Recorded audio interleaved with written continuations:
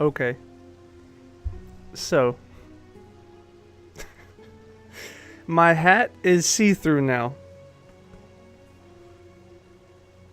Um, I didn't quite think this part through. So, here we are. We have an invisible hat now. Not quite sure how I'm gonna fix that, or if I am gonna fix it. Maybe we just, maybe we just do it. I don't know. Is the message less powerful if my hat is invisible? That's a good question, right? Do people take you seriously with an invisible hat? It's a feature.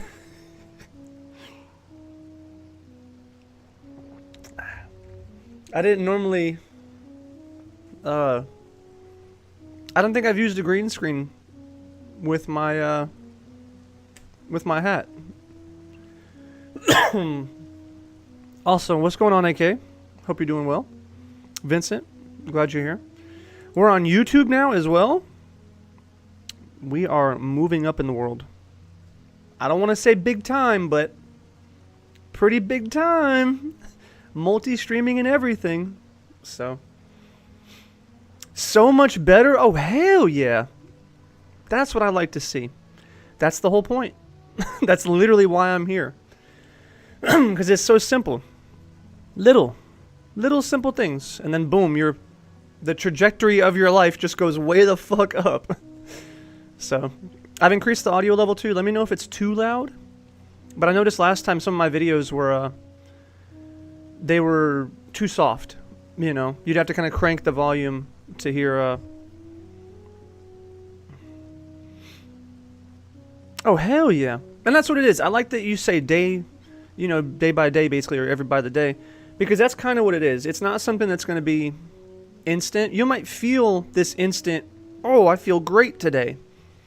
But then, how much time goes by and that fades? You know what I mean? Every day is not going to be, but shit, that little kid was moving. But yeah, that's not going to basically go as strong every day. So just keep that in mind as you move forward, that it's never going to be super high, but it is always going to be gradual as long as you keep keep a good mindset. But dude, I like this little background though. It's fun. I got a few of them. I got we are in, I think, Tokyo right now. I think that's where we're at.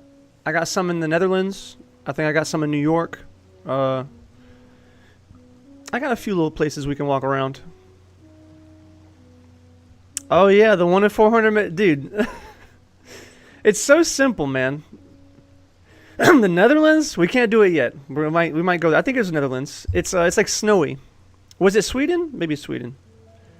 But it was like very like snowy, rainy, like more calm. Here, let me see. We'll change it. Let me go.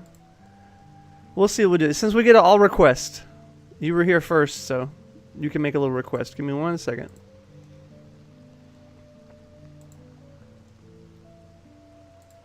I think that was it. Was it Netherlands? No. It's Switzerland. I have Iceland. I have Switzerland. I have Paris. The one I was thinking of was Switzerland. This one's not as many people. Here we go. So there's still people. It's just more like relaxing, you know what I mean? Versus I think the Tokyo is a bit more exciting. Now we can. I'm free. Basically, I can do whatever I want. Right? It's my stream and I need it now. Or something like that. But yeah, I like these, man. I like it as a good background. Still hilarious. This invisible hat is killing me, dude. But yeah, no. Not only is there so many, let's say, women out there, but one thing that we're talking about today is value. That's kind of today's discussion points are what value do you have? You know. And how do you value yourself? How do other people value you? Does that matter? And just kind of go into it. I really don't know where to start per se. I got a couple things pulled up that I thought was interesting, and maybe we just dive right in. You know, because at the moment I'm just getting started. Really, my day's just getting started, just kind of hanging out. So I had no plans to kind of rush into the stream or anything like that, because this kind of stream is always weird, I guess. Like, why are people here, right? If you come here for advice, oh yeah, hold on, 1:30. That's the time. I mean, it's 7:30 here, so I guess I'm getting started later than, you know, most people do anyway. But yeah, no, it's weird when you play video games, right? The stream starts itself, right? You just boom, playing a game, let's go. But I think for conversation and more of a thing like that, how do you get it started? I mean, by starting it is the obvious answer. I hope that makes sense. That sounds weird, but hopefully it makes sense. Because sometimes I'm just want to sit, chit chat with you guys, see how you've been. You know, everybody catch up. But yeah, let's see here. I want to pull something up because this is actually. I was looking for something to talk about, right? A good conversation, try and find someone to help. But what I found was pretty interesting. Let's see. See if we can pull this little guy up here. Because I think it's something that's important that a lot of people end up struggling with. But all of their problems seem to be so different. It's kind of how this works out. Oh yeah, I gotta adjust my shoot. Let's put me down here. I have to adjust the camera so I'm not as in the way, basically. So here we go. Here we are. So if we take a look here, I just went ahead and opened up life advice. Let's see what people are talking about, right? And I already had an idea to talk about value, like who you are, why do you have value, how do you gain value, what makes a person valuable, all those things, right? Because that's a big problem a lot of people have, you know. And the first thing I see is, I'm becoming a loser. Immediately, what does that say? You have no value, right? A loser is somebody who lacks value, basically. You can get some semantics there, but a loser is someone who has no value. Usually that's what they're telling themselves, that's how they feel. Maybe it's true. You can be a loser. Plenty of losers out there. I've been a loser before. And then immediately before this, or below that, I need advice. 20 years old, no friends, no job, no skills. That sounds like a loser to me. Someone who has no value. No friends? Why don't you have friends? Well, I don't know. I have no value. I'm worthless. No job? I have no job, no money, no value. No skills? No skills, no value. And then it just goes on. And then I just kept scrolling and looked for a couple more. How do you generally make friends? A lot of that comes from having value. You know, and I was just like, just surprised. I was like, holy shit. Every single one of these. It's the same fucking problem of value. It's very hard for some people to find value in themselves nowadays because the internet distorts reality, life, and people into something perfect. That is very true. That is very true. That is a big factor. But even without the internet making it worse, I think a lot of people struggle with this in general. Because one thing I think this is very true is, you've all heard the thing, the beauty is in the eye of the beholder, right? That stupid ass phrase that they just tell ugly people to make them feel better. Like, we all don't believe that. I think most people don't believe that shit, right? Like, there's a reason why they don't tell that to beautiful people. Like, yeah, it's in the eye of the beholder. You don't tell someone who's gorgeous that. Like, what? But I think there's truth in that. But it just needs to be explained, I think, in a better way. And not what is that word? Not condescending, but disingenuous. I think it's like disingenuous to people when you tell them that and they have low self-esteem and they don't believe that.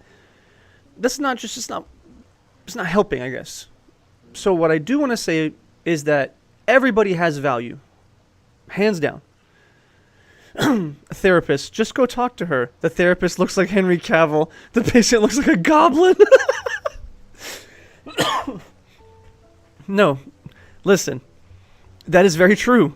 I think one thing that kills a lot of guys, no shit, a lot of men struggle, and I mean struggle, because they take dating advice and women advice from handsome guys. That is a setup for failure. That is a huge setup for failure. Because I think that handsome guys, obviously you would think, oh, they know what they're doing, right? Look at how many women they get. Clearly they can give me advice, right? It's like looking at a professional. You would ask a professional basketball player, how do I dribble? Makes sense.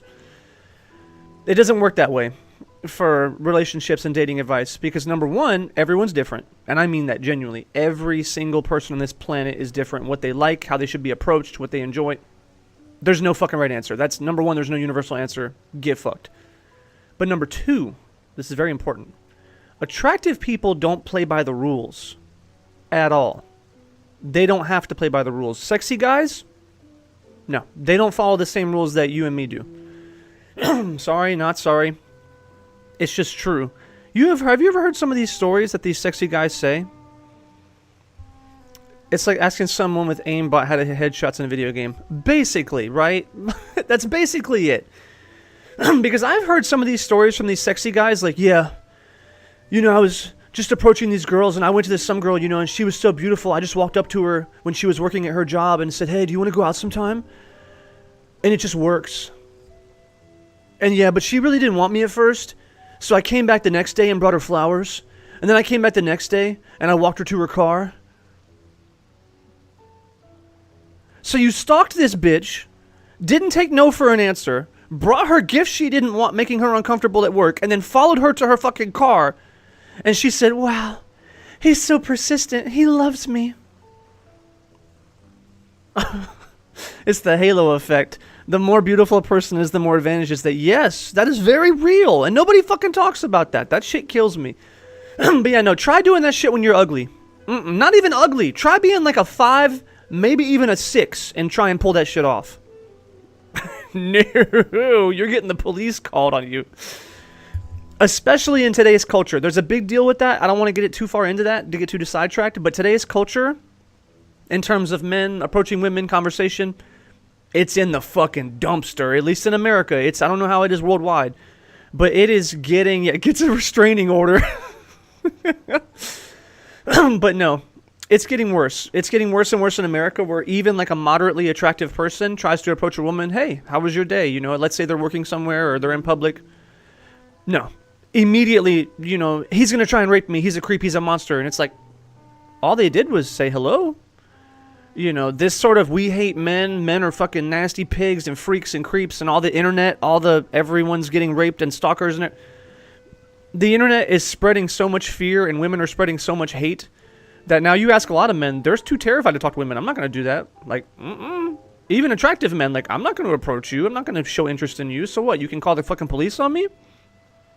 That's a factor. That is a big factor that does play into, you know, some things that make it more difficult. It is a real problem, but it becomes problematic for the actual good people. You're right, and I don't disagree. Like, I'm not going to sit there and act like there's no creeps out there, that people aren't being assaulted, that things aren't, you know, happening. But I think it's the ability to identify both and kind of decide for yourself, what is and isn't unhealthy. And even if you don't like something, and I'll stand on this hill, even if you don't like something or it's whatever, like for example, I've heard women say, oh, well, this creepy old guy, this nasty creepy old guy came to work and he told me, yeah, if I was 40 years younger, girl, I'd run away with you, shaking and shit, you know what I mean, the Parkinson's type thing. And she said, yeah, he's a fucking creep and this and that. Come on now. I get it. You don't want to go out on a date with this old man. You don't want to run away with him.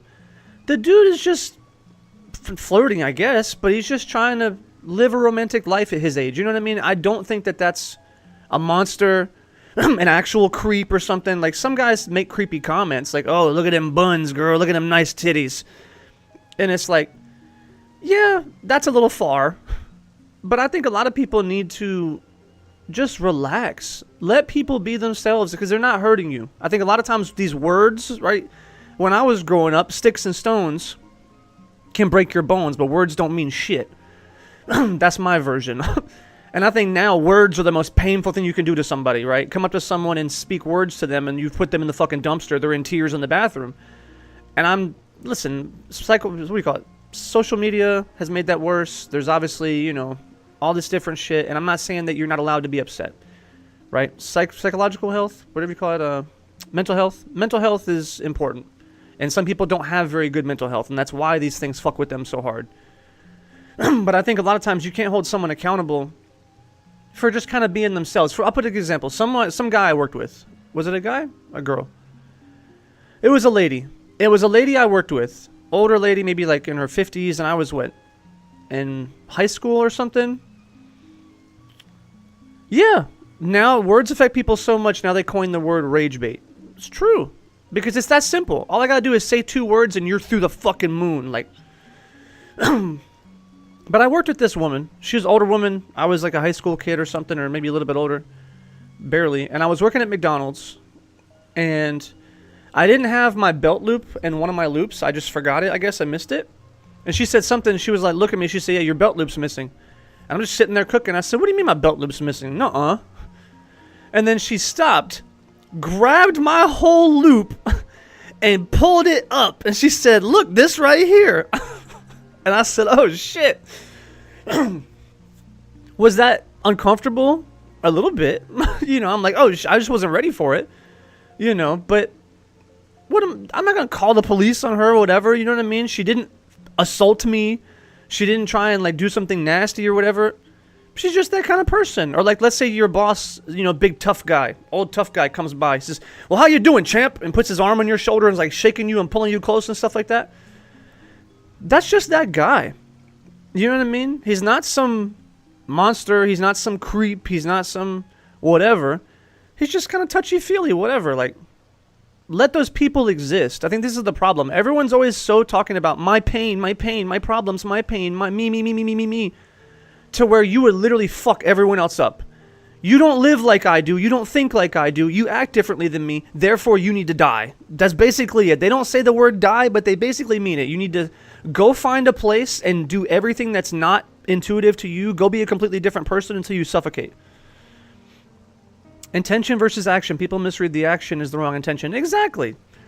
And I think that's part of education. We need education.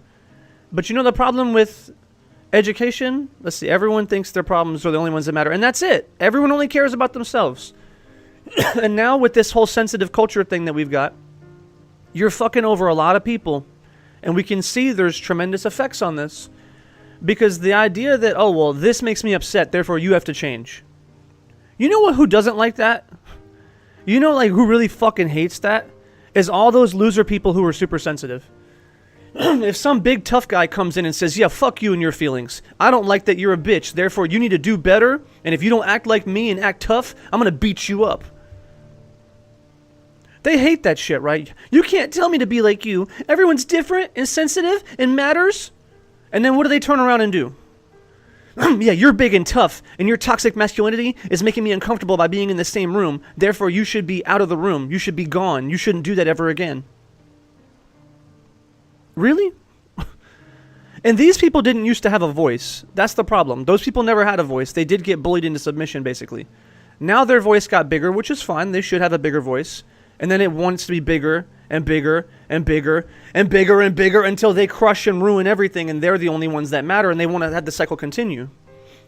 You can't be unique anymore because you make sensitive losers worse, so they pressure you not to be better. That's very true. This is actually one thing talking about value.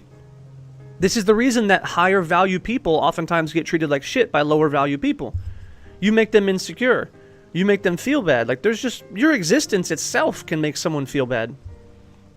Fuck are you supposed to do about that? You know what I mean? That's their fault. That's their problem. Nobody wants to hear this. All these sensitive motherfuckers don't want to hear this. And I say that not disparagingly like, oh, if you're sensitive, you're a problem. It's not that you're a problem. It's just that you need to understand who you are and understand your proclivities and the things that you like and you're going to deal with. And understand that's not everybody. Like, I'm sorry. I don't care. Like, for example, if you go out into a public place, let's say go to, I don't know, where the fuck ever, a bar, a social gathering where people are drinking and hanging out, and then someone bumps into your shoulder, right? And you're like, all of a sudden, like, what the fuck, someone bumped into me? Then you're not allowed to go there. I'm sorry. You're not allowed to be there. And then people say, well, that's not fair. I don't give a fuck if it's fair. You can't be there. You don't deserve to be there in a way, because you're going to make everyone else have a bad time, because people are going to bump into you. They've been drinking, whatever. Or if you're a woman and some guy comes up and it's, hey, cutie, how you doing? You want to hang out?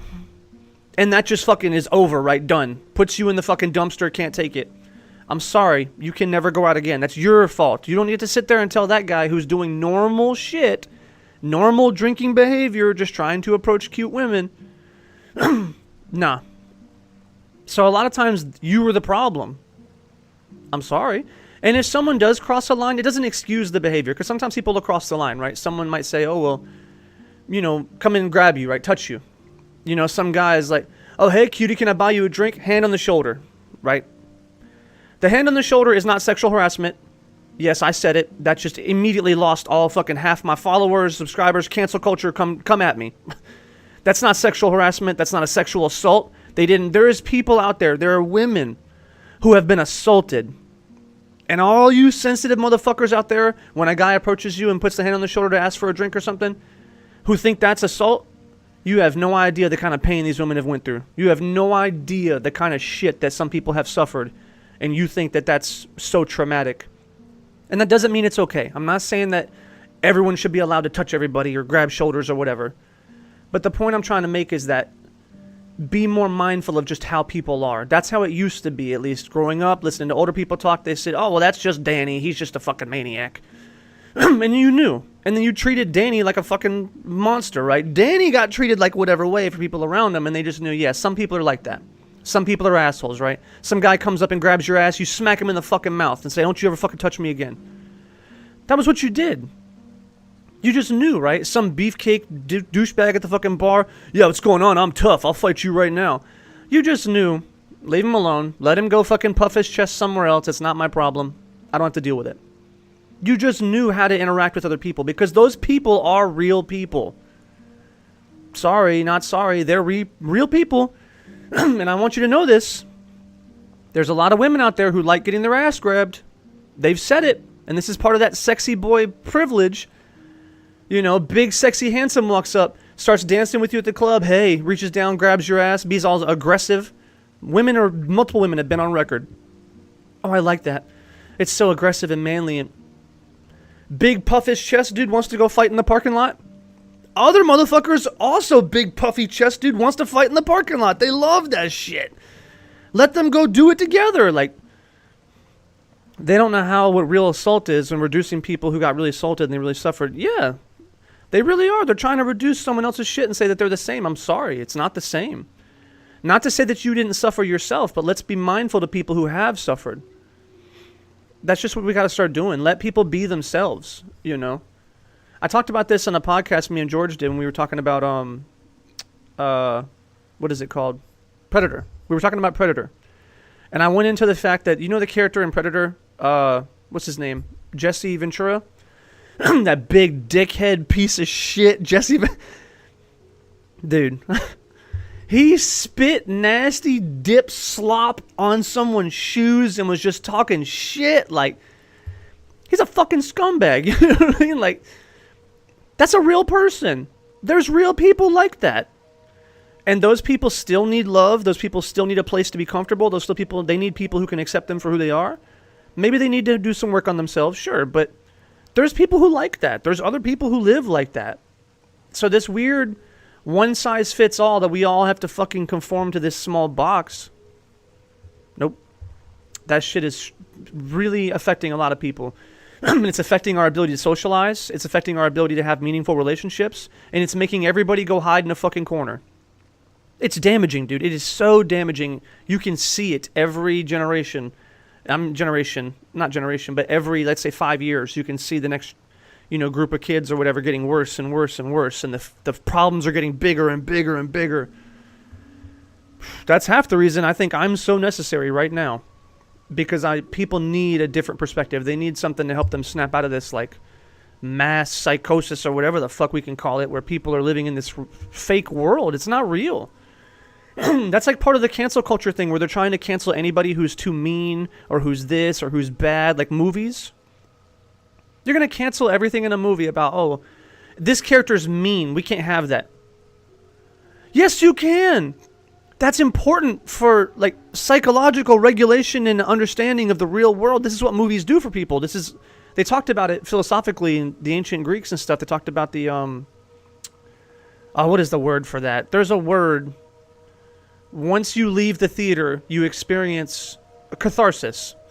They talk about the catharsis that a theater gives you and how it brings out your pain and brings out your emotions. And I like that emote. But no, it's not all sunshine and rainbows. And I think this is why people, for example, like to watch dark movies and stuff. It gives them a sense of like, oh, I'm in that. Like it's uncomfortable, but it puts them closer to that. And I think a lot of people need that, because if you don't have any struggle, any whatever in your life, you're never going to be prepared if something bad happens. And I think that helps you rationalize these things when you see them in media, when you see them in movies, or you see them in the adults around you or whatever. It helps you get used to it. I think there's a bit of exposure therapy that everybody needs. So when you started getting rid of the media exposure to bad things, to mean people, to, jealous people, to cheaters, liars, when you just remove all that, then what? You have no exposure. This is the exact reason it's been proven. Didn't even type that with an emo. I just typed the word life. That's funny. Yeah, no, it's been proven that this is the reason why, for example, some kids have mental breakdowns when their boss raises their voice at them. That's it. You have never heard anyone raise your voice. And this is that weird, sheltered parenting life thing has a lot of problems. I'm not saying it's right or wrong. You can do things for your own family. You're always down to make your own choices, but understand every choice has consequence. And one of the consequences of this super sheltered parenting, we never have ever raised our voice. Our children has never heard above 10 decibels or whatever. I don't know how decibels work, right? But they never heard anything loud. And then they get into a work environment and someone says, hey, what the hell are you doing? Done. And I'm not making fun of them. I mean it. Done. Like on the ground in a corner fucking crying. Like I have to go to the bathroom. I'm losing my fucking shit because someone just raised their voice at me. Does that sound healthy? I mean that to anybody in here. If you think so, let me know. I'd love for you to explain it to me why that's healthy. Why is that good? Because I don't think it is. I think it's fucking terrible. I think that's not a way to live. That's so weak that you're not going to be able to survive. And I think that's the thing is like we, in our modern life, are moving away from survival, right? Especially in well-developed countries like America. We're moving away from survival to a better life, better life, better life, better life. So all of our survival skills, survival instincts, they're leaving with it. Meanwhile, my parents' generations got their ass whooped for doing something slightly wrong. Exactly. And I'm not saying whoop your kid's ass or beat them for every small thing, because a lot of the, older generations, they had, anger issues or they had, problems they had to deal with. But if you look at a lot of them, they're very strong. Very strong people. They're strong-minded, they're strong-willed. Sometimes that comes with a problem.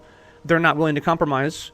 But they don't see problems. Why can someone's grandpa at fucking 80 years old, and you say, yeah, grandpa, I have to get this done and that done, and it's so much work.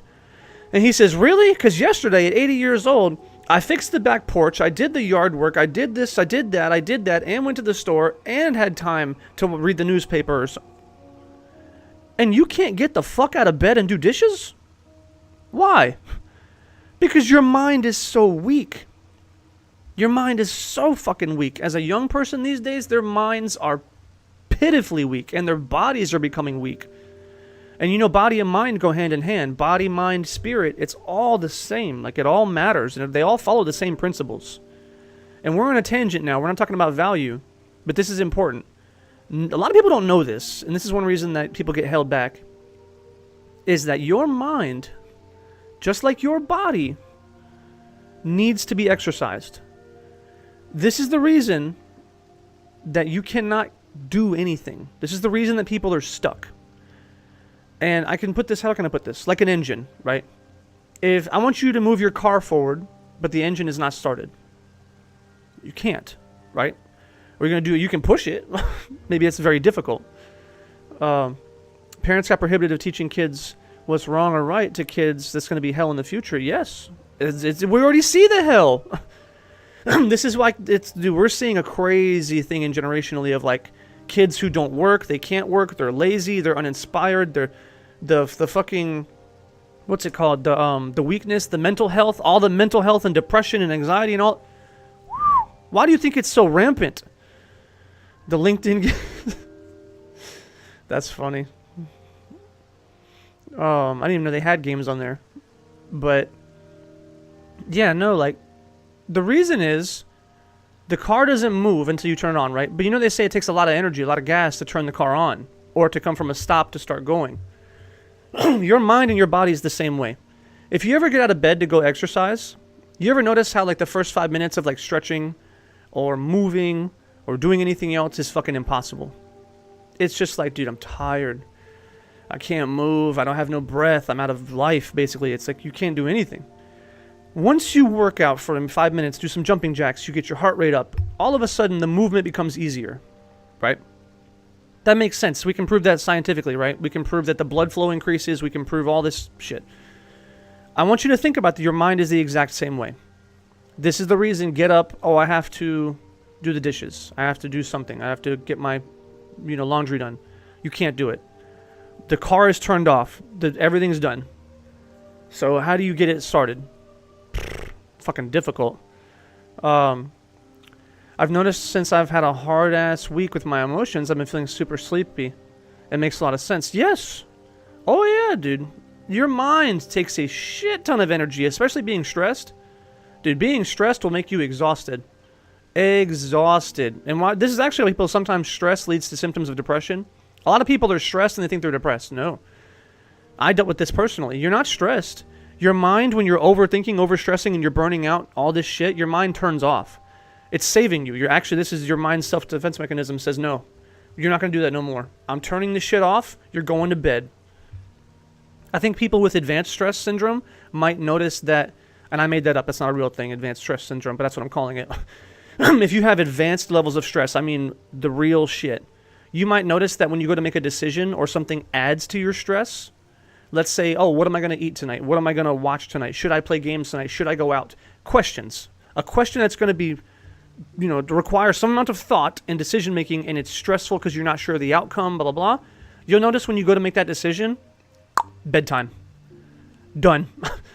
A big factor, bedtime. It's like, oh, should I go out tonight or what should I do? Or maybe I should get this done. And you start thinking about shit. Bedtime. Turn on YouTube.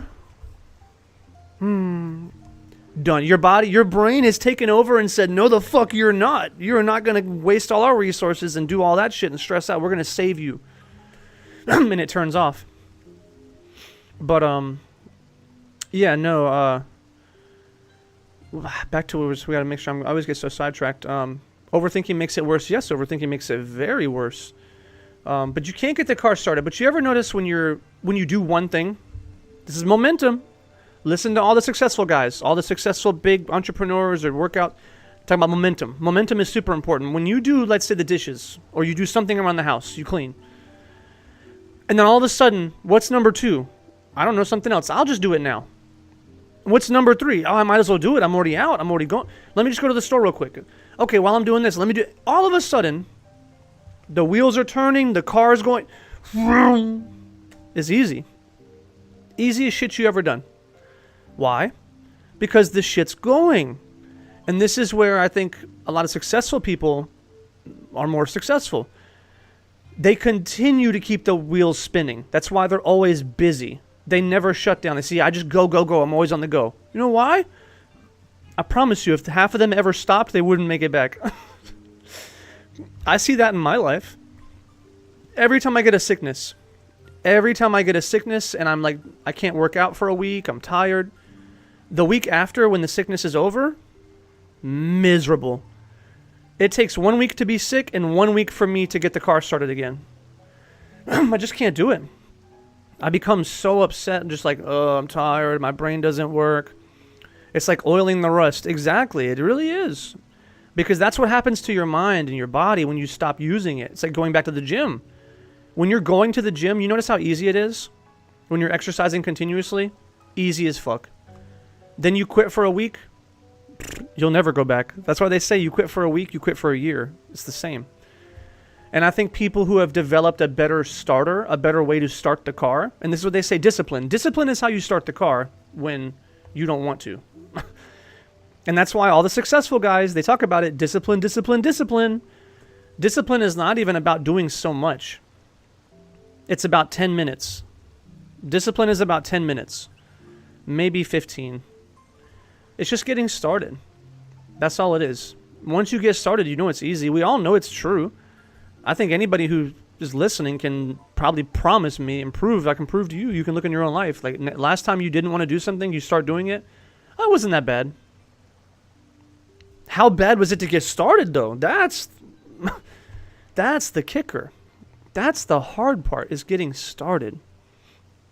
So, but anyway, your mind, just like that, is a muscle as well. And the things that become difficult is because you're weak. How do I say that? I said that weird. If I ask you, for example, let's say you don't exercise, and I ask you to lift 100 pounds, you might tell me it's impossible, right?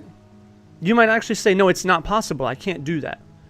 And you might be right. You might not be right. Maybe you're stronger than you think you are. But let's say you're telling the truth. It's physically impossible for you to lift 100 pounds. What would you tell me, or what would I tell you, and what you would tell yourself to fix that? Exercise, right? We all know that to be true. So simple. Exercise, get stronger, easy. Everyone knows that. Come on, duh. Okay, what if I said it to your mind? Nobody knows that. Nobody wants to hear that. Nobody does that. It's the same fucking principle. The same concept applies. And I want you to think of it like, instead of lifting, it's performing an action. Well, lifting is performing an action. So let's consider it exactly the same then. Let's say doing the dishes requires some strength. It requires mental strength. I always use that as an example. There's many examples out there. You know what you struggle with every day. You can't do it, right? This is what it is, truly. And I think sometimes people say that, like, and I've said it before, you can do something. Someone says, I can't do it. I say, yes, the fuck you can. I've learned in many years, there's people who can't. And when I say can't, physically, you have the ability to do whatever the fuck it is you just said you can't do. Mentally, you are not strong enough. And I mean that. Even someone who's, let's say, talking about doing the dishes, doing your laundry, making your bed, brushing your teeth even. There's people who cannot brush their teeth before bed. You might think, ew, gross. That's not the point. Shut up, ew, gross. You might ask yourself, why? Why can't they just go on the thing and spend 2 minutes? Why is that so difficult? Their mind is too weak. And it's also been convinced that these other things are more important, that it's not that big of a deal. It's multifactored, but let's focus on this one factor. It's too weak to be able to go through the hardship of getting to that point and doing that. But you ask someone who does it all the time, why is that so easy for you? I don't know, I just do it. The mental strength is so strong, it's not a problem for them. It doesn't mean they're a strong person, because that same person may not be able to call and make a doctor's appointment. It's too stressful. My mind can't do it. I'm too weak. It's too difficult, right? But that person brushes their teeth every night. And you might say, well, how does that work? That doesn't make any sense. If someone can do this, they can do that. No. There are people who can, let's say, run a mile in 7 minutes. They cannot lift 200 pounds. It's not the same. All work is not the same. A rock climber may not be able to do distance running. Like, who knows? Like, there's no, someone who does a lot of, like, bicep curls may not be able to do tricep extensions. You don't know. Like, muscle groups are different. That's why, like, for example, like a MMA or like a wrestler may not do as good as a boxer. It's all working out. Why does the boxer have different muscles? That's just what you train. This is why people, for example, can train themselves to do one thing and be terrible in their home life. It's like, well, that guy is so mentally strong. He does all these things. Why can't he just, pick up his clothes off the floor? He's not strong enough. It seems like too much work. It's too difficult. And how do you do this? How do you fix this, right? What's working out for your brain? How do you make it stronger? Nobody wants to hear this, but it's doing the work. That's it. You just have to do the work until it's not hard. Anybody who's ever had a hard job, I promise you that day you started, you thought it's the hardest job. It's too much. I can't do it. And you've been working there for 6 months or a year. And someone says, how do you do that job? Isn't it hard? You say, it's whatever. I just go in every day and do it. It's a little tough, but it's not that bad. What do you mean it's not that bad? This job was killing you 6 months ago. Now it's not that bad? How? Physically, mentally, you became tough. Same thing. If your parents are yelling at you, that's why companies have onboarding and training. It's true. They got to get you up to speed, get you ready, prepare that. And this is why if your parents yell at you all the time as a kid, like your parents are screaming at you and you're a child and you get scared, you're upset, all those things that the 19-year-old or 20-year-old or 25-year-old even is doing, crying because their boss yelled at them, that's what a 5-year-old is doing. It makes sense. It's emotional. They've never had that. They have that. It's a traumatic experience. Facts. That's just literal facts. When you have it at 5 years old, and then 6 years old, and then 7, and then you get yelled at so much, you don't care. Sometimes you yell back. That's like, now I'm Italian, so my culture would yell anyway. That's very loud, passionate people. Like, I don't give a fuck about your feelings. I will yell at you. But it doesn't mean I don't love you or don't care. It's just how we talk. But if your parents yell at you, then you get used to it. So when your boss yells at you, I don't know, that doesn't hurt me. If anything, you can understand what they're saying better. You say, yeah, he's mad because of this. I'll go fix it. That's a better life, wouldn't you say? Like, if someone told you, like, what do you have? 2 options. You can sit there and cry every time someone yells at you, or you could be the kind of person where someone yells at you, you hear what they say, and then you move on. I think every single person on the planet would ask or say, like, I want to be the second one. Make me the second person. Well, you can do that. Just go be around toxic people. Just go be around people who yell. Like, if you don't expose yourself to these things and you don't build your mental, toughness up, you'll never be able to handle these things. And it's not for everybody. I'm not saying everyone has to be like that. Like, for example, don't go work in a restaurant. I was in restaurants for a very long time. You're probably not ready for a restaurant, most of you. Not making fun of you, but it's not for everybody.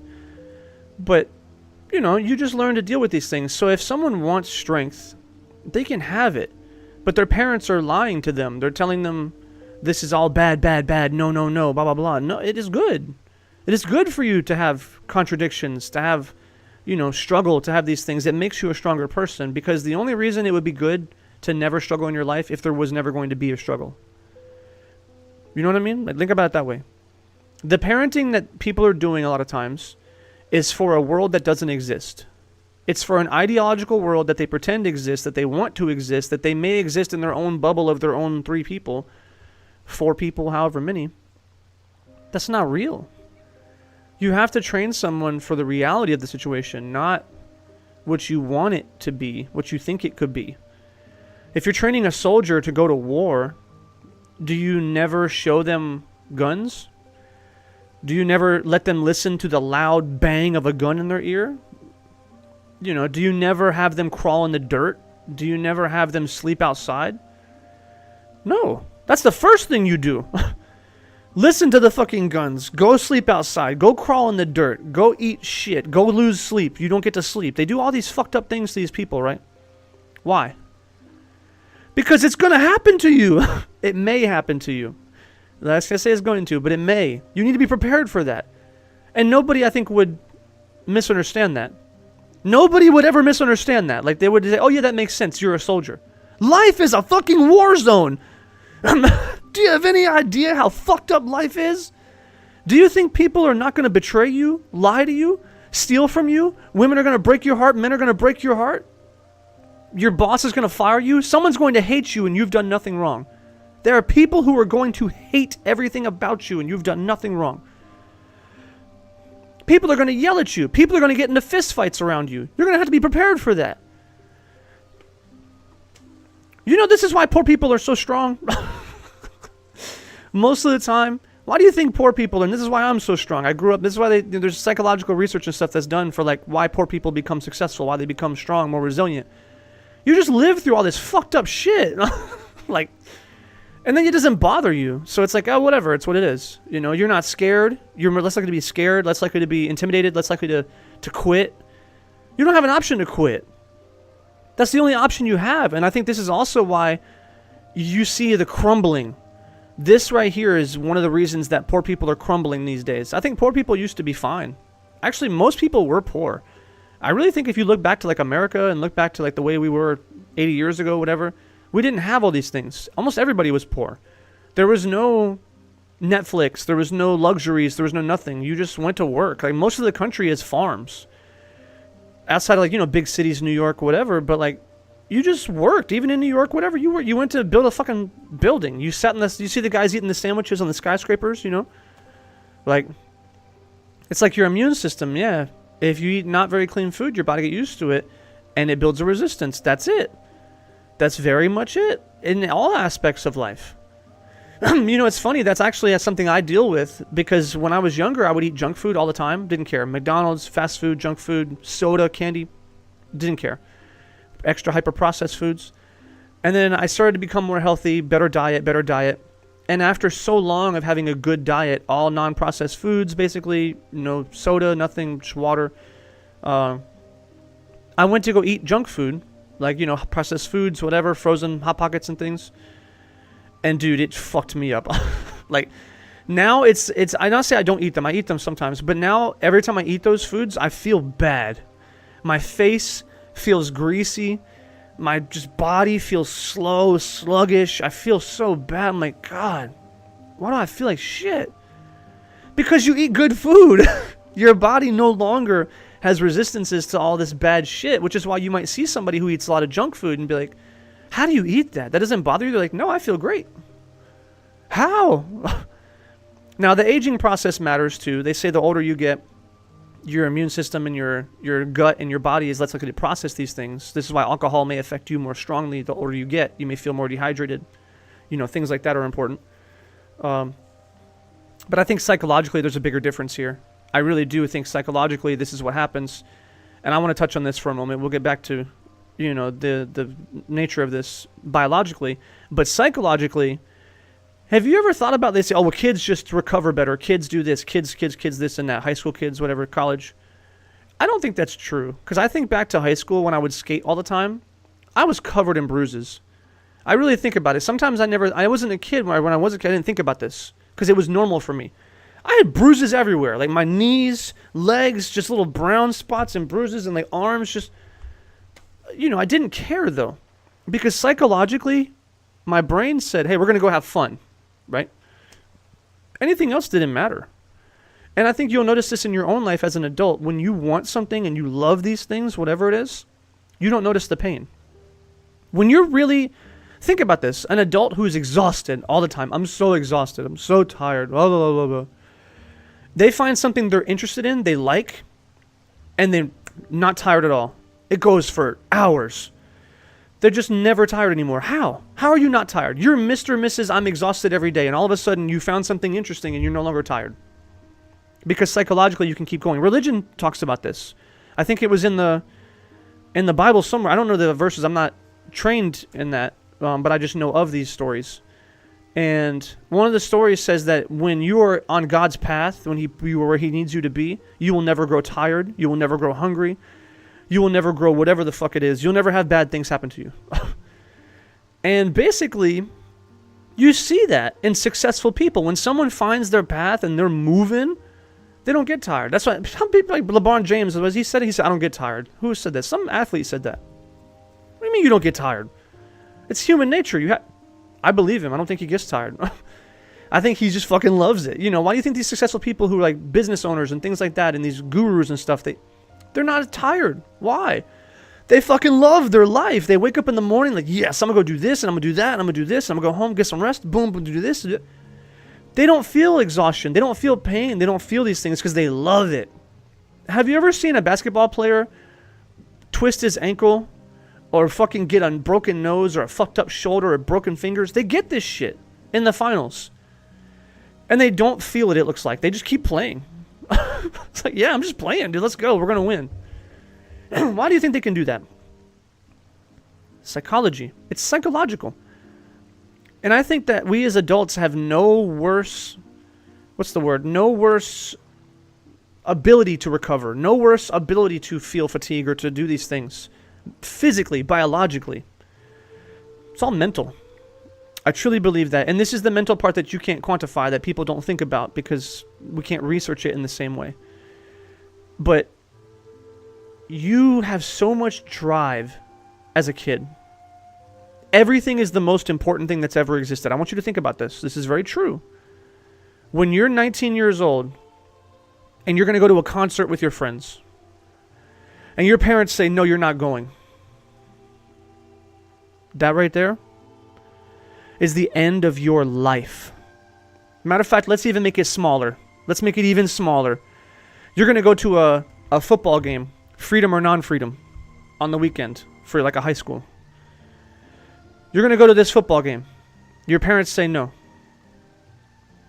It's the end of the world. And I mean that you have seen them. You remember it. Maybe it happened to you. You're crying. Like, please! Tears. Like, on your... I need to go! When's the last time you have been so passionate about something that there would be tears in your eyes because you're so desperate to be there? Tell me that shit. I bet you can't remember, most of you. No fucking shot. You can't remember because you don't have that anymore.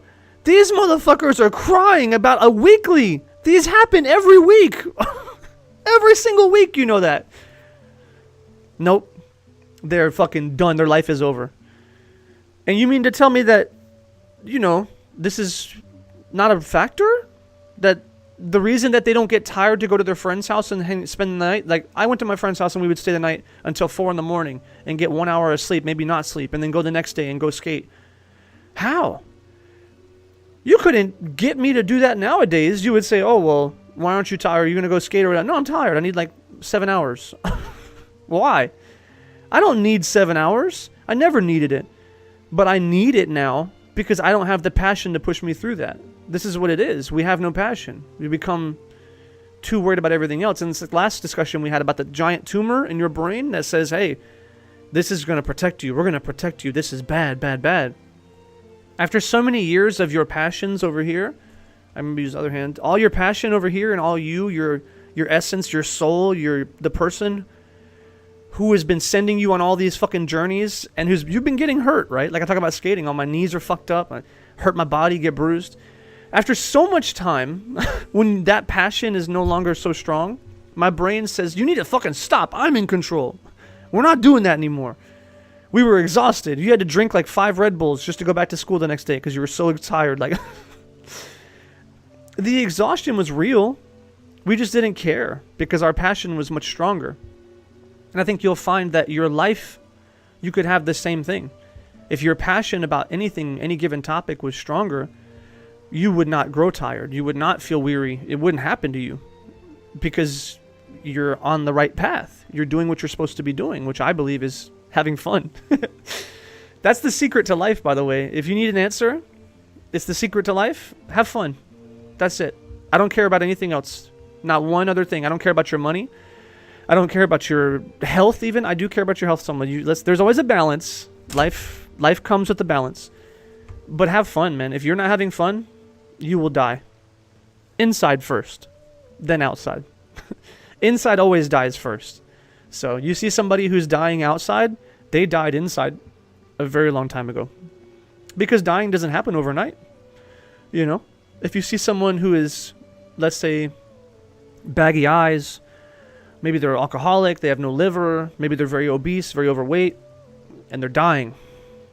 Well, they were dying 10 years ago when they became depressed. They were dying a long time ago when their mental health got so poor and they stopped having fun and they stopped enjoying life and they stopped being grateful for all the things they had. That's when they died. It just took their body many years to catch up to their mind. So I think, yeah, that's important. That I think a lot of this stuff about, you know, your body anyway. Short story long, you know, it's mental. There's a lot of mental that plays into you, how healthy you are, how active you are. You know, psychologically, you have more control over your biology than you think you do. But anyway, back to the immune system and stuff, and like getting reference to like what I was saying, is that people oftentimes, I thought they were stupid when they would tell me, like this vegan or whoever, this healthy person would say, oh, I had a piece of pizza and I was sick for days. No, the fuck you weren't. I don't believe you. You're stupid, right? That was the dumbest shit I ever heard. Like, you ate junk food and you were sick. Ugh. I don't believe that, right? That made me... It's true. I had to realize that was true. After I became more healthy and I cut out some of those junk foods, I noticed it in and I'm not even a healthy person. I'm not some fitness model who only eats, kale or vegan or whatever. And nope. I eat junk food every weekend usually, sometimes during the week.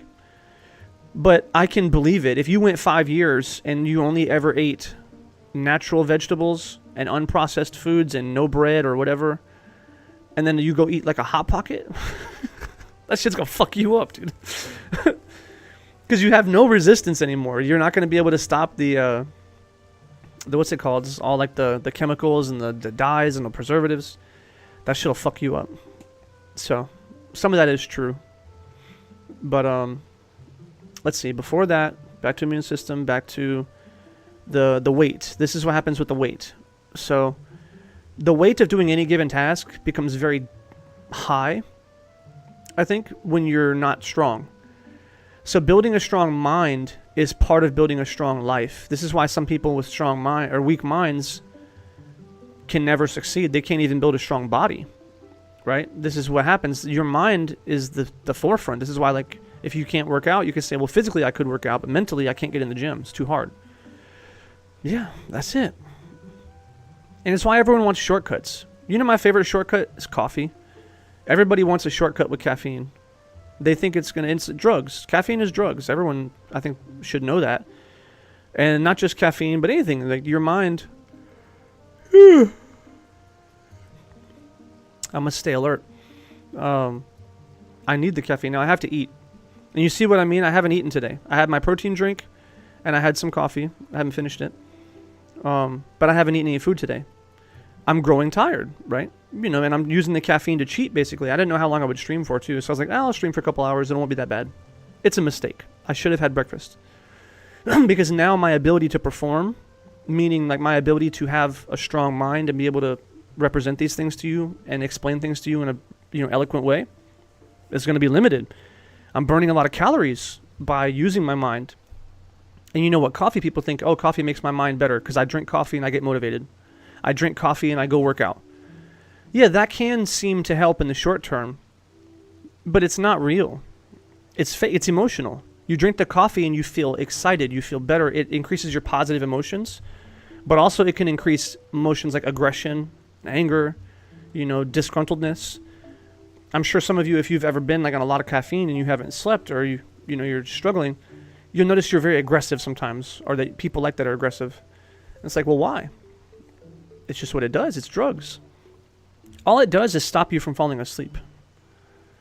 Lots of exhaustion also comes from your mind. It's true. The mind requires... What did they say? You guys have all heard this, right? Go look up... I can look it up. How many calories a chess player uses?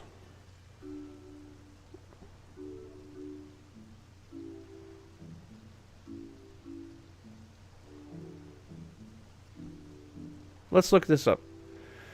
During high-level tournament days, top chess players like Magnus Carlsen can burn an estimated 2,000 to a controversial 6,000 calories a day, though exact intensive monitoring shows individual rates like 560 calories in a single 2-hour match.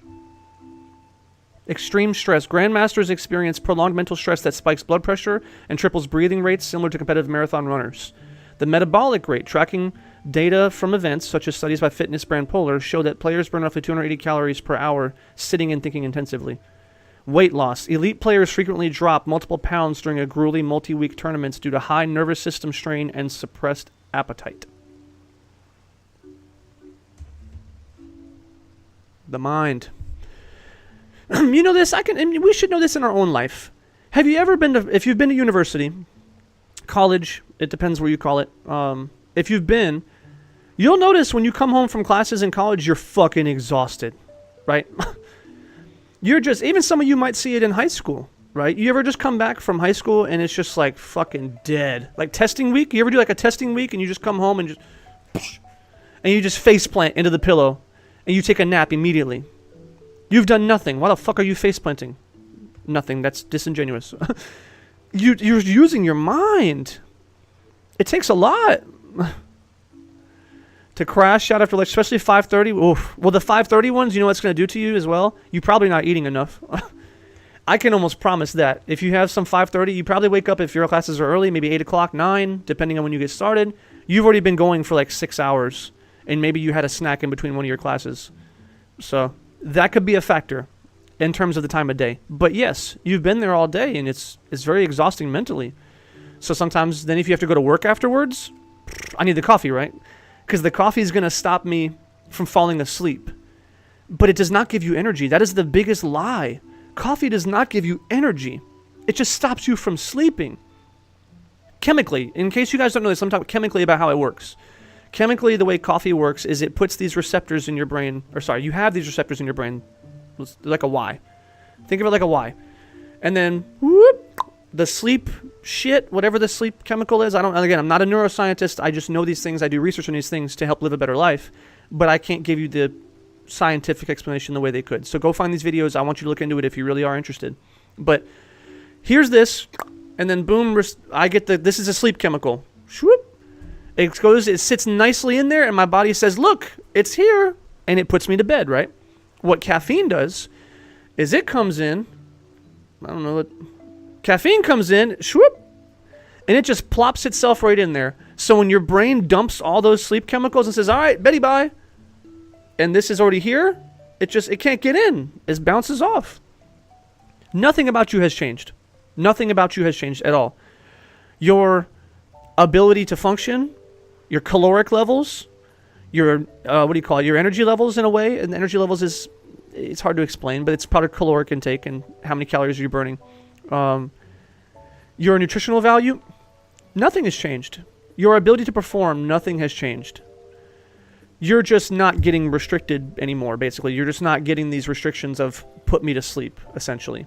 You're just lying. And then the bill comes due later. You have to pay for that shit, which is why you get fucking exhausted later. Like worse than you'd normally be exhausted. And it suppresses your appetite. It's a double whammy. Not only does it not offer you anything nutritionally, caffeine, but it suppresses these things, makes you not know, but it suppresses your appetite. So now you don't take in calories. So you have less calories, and you're working longer because you're not falling asleep. It's a recipe for disaster. You'll lose weight, you'll feel sick, your body will become broken. It's not good for you. It can work, and listen, I'm no. Hey. Fresh. Oh, check this out. I always like the mugs. Like the mugs?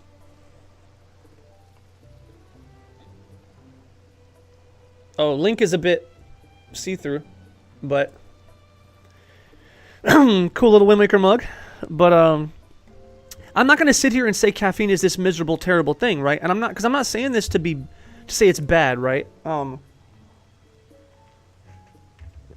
one thing I want to touch on, actually, this is a good point to touch on, because sometimes I make religious comparisons and things like that. Someone might assume that I'm anti-religion or whatever. No, never. I think it's amazing, it's beautiful, and there's so many types of religions, and there's so many ways to help so many people with them. Yes, if you can find something that works, go do it. It's going to help you. But let's talk about religiously. Some will tell you can't have coffee. I've heard it before. I think my friend said this. He was what kind of person was he? Not like what kind of person. What religion? It was Mormon. Maybe. Not important. Whichever one he was. He said they're not allowed to have caffeine at all. Like he can't even have soda. Has caffeine. Nothing. Done. And I said, what? Why? And he said, I don't know. It's drugs. We're not allowed to have it. It's bad, right? And I thought that was the stupidest shit I ever heard. I mean, that was years ago when I heard this. Much younger. That's stupid. Well, the fuck? It's great for you. It's awesome. It helps you boost productivity. It does this. It does that. It does this. It keeps people hopeful and focused because they have something to believe in. That too. That also matters. That's a whole different cup of worms. But that is very true. One thing that can do for people. But I want to focus on the rules, I guess is what I'm focusing on. What I mean is that he has rules. He can't have caffeine. I think that's stupid. Therefore, I would never, let's say, join that religion, right? Why? Because I don't have a problem with caffeine. I know the fact. I'm educated. This is also why, too. You ever see highly educated people oftentimes struggle with religion? They have problems with it. Because most of religious concepts, and this is most of the religion part, not the spirituality. No, that shit's, there's a lot of real stuff there. That's deep. When we talk about spirituality and, or not the afterlife, what did you say? Like, the ethereal, right? The universe, vibrations. There's Alan Watts. Listen to Alan Watts' vibrational frequencies and, divine intervention. Those things are real. That's very real. That shit's very different.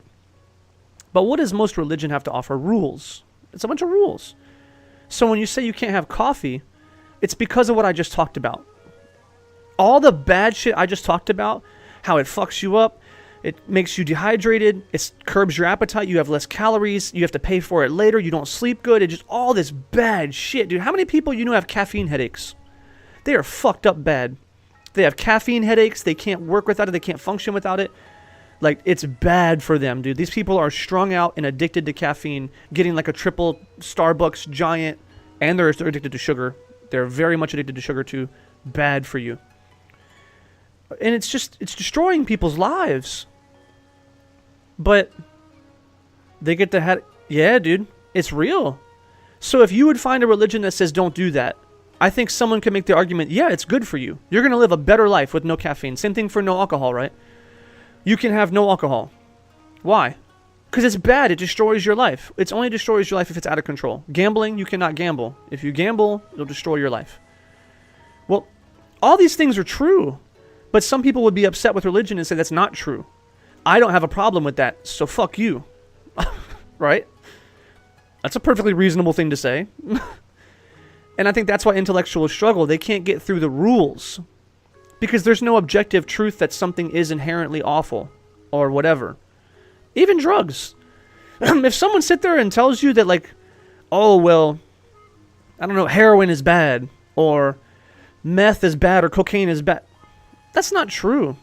Can it destroy your life? Yes. It can destroy the fuck out of your life. Never go do that shit if you can avoid it. Don't ever. It's not going to be good for you. But you're going to have a good time. The people who find those things, it is exactly what they needed at that time. That's it. There's no other way to say that. It's exactly what they needed. It's what they wanted. It made them feel good. It helped their life in some way. And you can never, ever tell me otherwise, because why would someone do something that doesn't help their life?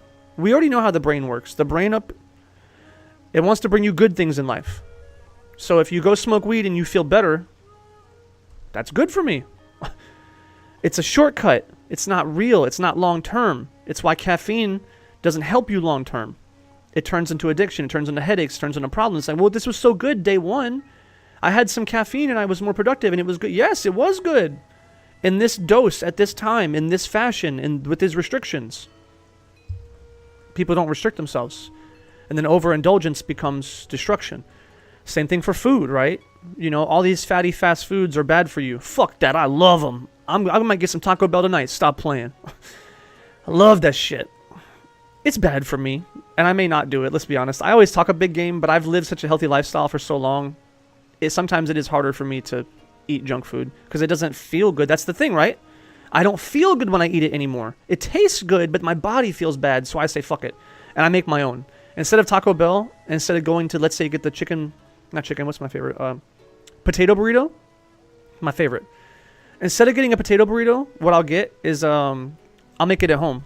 I can go home, make my own roasted potatoes, lettuce, cheese, wraps. You can make your own tortillas. It's not hard. It takes literally 20 minutes maybe. You can do all those things, right? So sometimes I'll just do that. And then it doesn't taste the same. Sometimes maybe it's not as delicious. Sometimes it is. You just got to find the right thing to season and to make it. But they add a lot of butter and fat and grease, and that's sometimes why fast food and restaurants are so much tastier than your food. You might say, why does that taste better when they make it? Because you didn't see them put a whole stick of butter in there. And when yours, you're being healthy, right? You're like, I'm going to be healthy and cook at home. And you put no butter, or you put maybe a small. And then you think, oh, it's gross, I don't want it. It's, yeah, kind of. Like, if you want to make better food. But that's not to say the preservatives and all the other shit. I'm sidetracked. Anyway, nothing I think in life is inherently awful or evil or bad or wrong. I don't believe that. And that's what they teach you. The brain laziness thing. So some people would still prefer to get it from Taco Bell instead of make it themselves. Of course they would. Of course. That is hands down. That is the easiest. And I don't say that to make you sound stupid. It's because it's so obvious to me because, yes, this is the exact reason everyone struggles with, especially if you're from America. Because I think some other countries, they still cook more common because restaurants are not common. That's also something, if you go to like Europe, a lot of European countries, there is very few restaurants like McDonald's or fast food or whatever, and they're expensive. Dude, if you go to Belgium and you want like a Big Mac combo, I think it was like $20 or something. It was like the equivalent of like $20 or something crazy. They're expensive as fuck. And your parents make them better usually. Like, it's like getting short-term satisfaction and long-term they feel like shit. Well, the thing is, I don't think even those people feel like shit. That's the problem. Like, if you find someone, let's say, who eats fast food every day, they don't feel like shit. They would not even know what it's like to feel like shit because they've been doing it for so long. It's like talking to an alcoholic and saying, oh, don't you feel dehydrated? Don't you feel bad? No, I feel fine. Like, because they've been doing it for 20 years, 30 years. They don't feel problems. Like, if you're really fat and you're just eating junk food all the time and your arteries are clogged or whatever, you don't feel bad. You feel normal. Because bad, I think oftentimes, is a status quo. I want you to think about this chemically too, or physiologically. The definition of hot and cold, like the definition of something that's hot, it's the transfer of electrons from high energy to low. Roughly. I'm not a chemist. But think of it this way. Feeling good and bad oftentimes is perspective in a way. So if you take, let's say, here's a great example that makes it the most sense, maybe if you've felt this way or you've done this. Have you ever been in a hot tub and then you jump into a pool? If you got lucky or been to like a hotel or they have a hot tub and a pool or something, you'll notice that from the hot tub to the pool is freezing. I mean, it's the coldest shit you ever had in your life. But then go from, let's say, the pool to the hot tub, and the hot tub is so hot. It's the hottest shit you ever had in your life. But go from hot tub, step out, back to hot tub. It's not that hot. Think of when you're sitting in a tub, but when you touch the water in the tub, and you say, it's hot. Then you sit in the tub, and you're no longer hot after 2 minutes. Why? Why are you not hot? You would think that the sensation, you should feel hot. No, the electrons have become stable. The electrons from your skin to the outside, to the water, all of them are touching. They're vibrating at the same frequency. So basically your skin temperature has been raised. So it no longer feels hot because it's now comparable to the water. It's also why you can suck the heat out of things. I can do an experiment for you. Take something warm, let's say, or even cold, either one. Take something, put it in your hands and hold it. It has to be distinctly different from your hands. So let's say it's colder or warmer. Hold it, and then notice it's now the same temperature. You could say, I absorbed all the heat from that, like you're some kind of X-Men. But that really is what happened. You took all the vibration in that object, and then your lower frequency hands helped the vibrations calm down to where it was all uniform. And this is how the same thing in your mind. This is how your mind can work and how you feel. If every day, let's say, you're vibrating at a certain frequency, and I mean that actually in a very real sense. Again, some of this hippy-dippy stuff, I call it hippy-dippy stuff. Nobody wants to know about that or hear about it, but this hippy-dippy stuff is real. We all have vibrations, we all have frequencies, and there's science. There's evidence and there's shit to help prove it, but it's not science. Which is why it doesn't catch on as quickly. But it's real, some of this shit. So anyway, you're vibrating at this frequency. You're slob, you're lazy, you're tired, you eat fast food. You don't notice the difference. It's impossible to notice the difference every day. You don't wake up and feel bad. You feel normal. The only thing you could ever notice is feeling good. You know what I mean? And this is why it's such a big breakthrough when they do feel good. You ever find somebody who doesn't eat poor, or doesn't eat good, or who doesn't exercise, all these bad things. A bad person, will say, not a bad person, but someone who's living a less than, fruitful life. Take that person, and when you give them the first juice, you give them the juice of like eating healthy or working out for like a week or 2 weeks or whatever. You get them to the point where like they feel different, they feel better. That's the breakthrough. That's like drugs for them, dude. Once they feel it, they say, oh my God, I've never felt so capable. I've never felt so, I can breathe better. It's amazing. Then they become addicted to exercise and healthy, and it's over, right? Once you do that, dude, done. Their whole life becomes better because now they want it. That's the motivation to continue to do it. But yeah, I don't think that someone feels bad who lives that life, which is why you can't talk to them. This is why you cannot help them. You cannot tell someone, oh, well, do exercise, you'll feel better. I don't feel bad. What if they said it to you? You find someone who smokes cigarettes. You say, hey, stop smoking, it's bad for you. Why? What's bad? They don't feel bad. They love it. You might say, well, you cough. Yeah, I cough sometimes. That's not bad. That's not a hardship. That's not a big deal. So they're never going to quit. They can't understand. They can't comprehend it. So sometimes, too, it's important. Someone has to want change. They have to feel bad to change something. If they don't, you can't convince your brain that's better. They have evidence that supports otherwise. But, anyway. Now we've been down a rabbit hole, dude. We have been down a slick rabbit hole with this one. So where do we go from here? Let's see, back about value, about what you do, who you are, boom, boom. Let's see. Mental strength. We left on mental strength was hour and a half. Well, listen, dude, I can do this forever. This is... Let me tell you something, dude. This is exactly what I did last night at work. I worked last night with a friend of mine. We don't work on the same schedule normally. Not a friend, a coworker. But he's a good guy. And we talked for 12 hours straight almost about things like this, about philosophy, about relationships, about life, about all this shit. Some of the topics actually overlapped. So it's funny, I'm talking about this 2 nights in a row. This is what I do. I don't... It's sort of like the thing. I don't get tired. Some people are like, oh, well, I just talk and I get tired or this. I don't get tired. And when that means, not literally, I do get tired. Like I mentioned earlier, you heard that yawn. I do struggle from some form of fatigue if I don't have enough calories. But on the art of speaking, I don't know if it's the art of speaking. I don't know if I speak good. What does that mean? Like, I don't say things eloquently. I don't say things like, you ever listen to like Jordan Peterson? Fucking genius. I love that guy. He speaks like he's an art in speaking. They're public speakers, right? But you know what I think about those people? They don't do good is speaking to regular people. And I mean this because I am an intellectual, not bragging or nothing. I'm very intelligent. I can understand exactly what he says. And sometimes you might even I use some fancy words sometimes. Sometimes I use fancy words. I don't really prefer to do that. I like to use regular words. And you'll hear that I cuss a lot and like I just say things like a regular person, basically. Because I am a regular person. Maybe I know a few more things than someone else does, but I'm still a regular guy. And I think that's what most people don't understand when they try and help people. Like a helper. I call a helper. What is a helper? It can be anybody. A guru, a life coach, a motivational speaker, religious, like a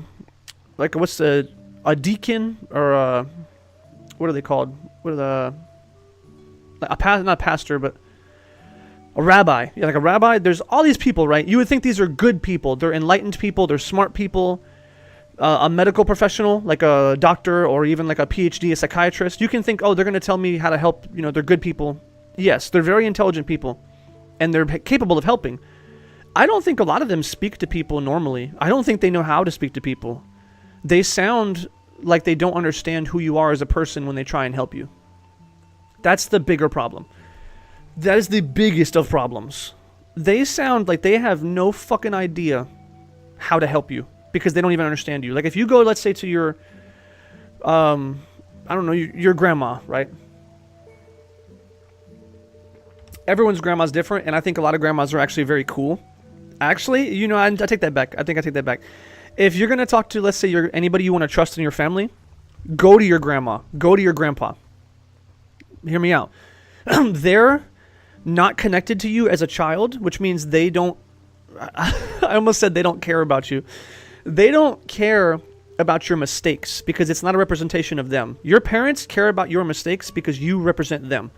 Meaning, if you make a mistake, it's because they raised you wrong. If you make a mistake, you make them look bad.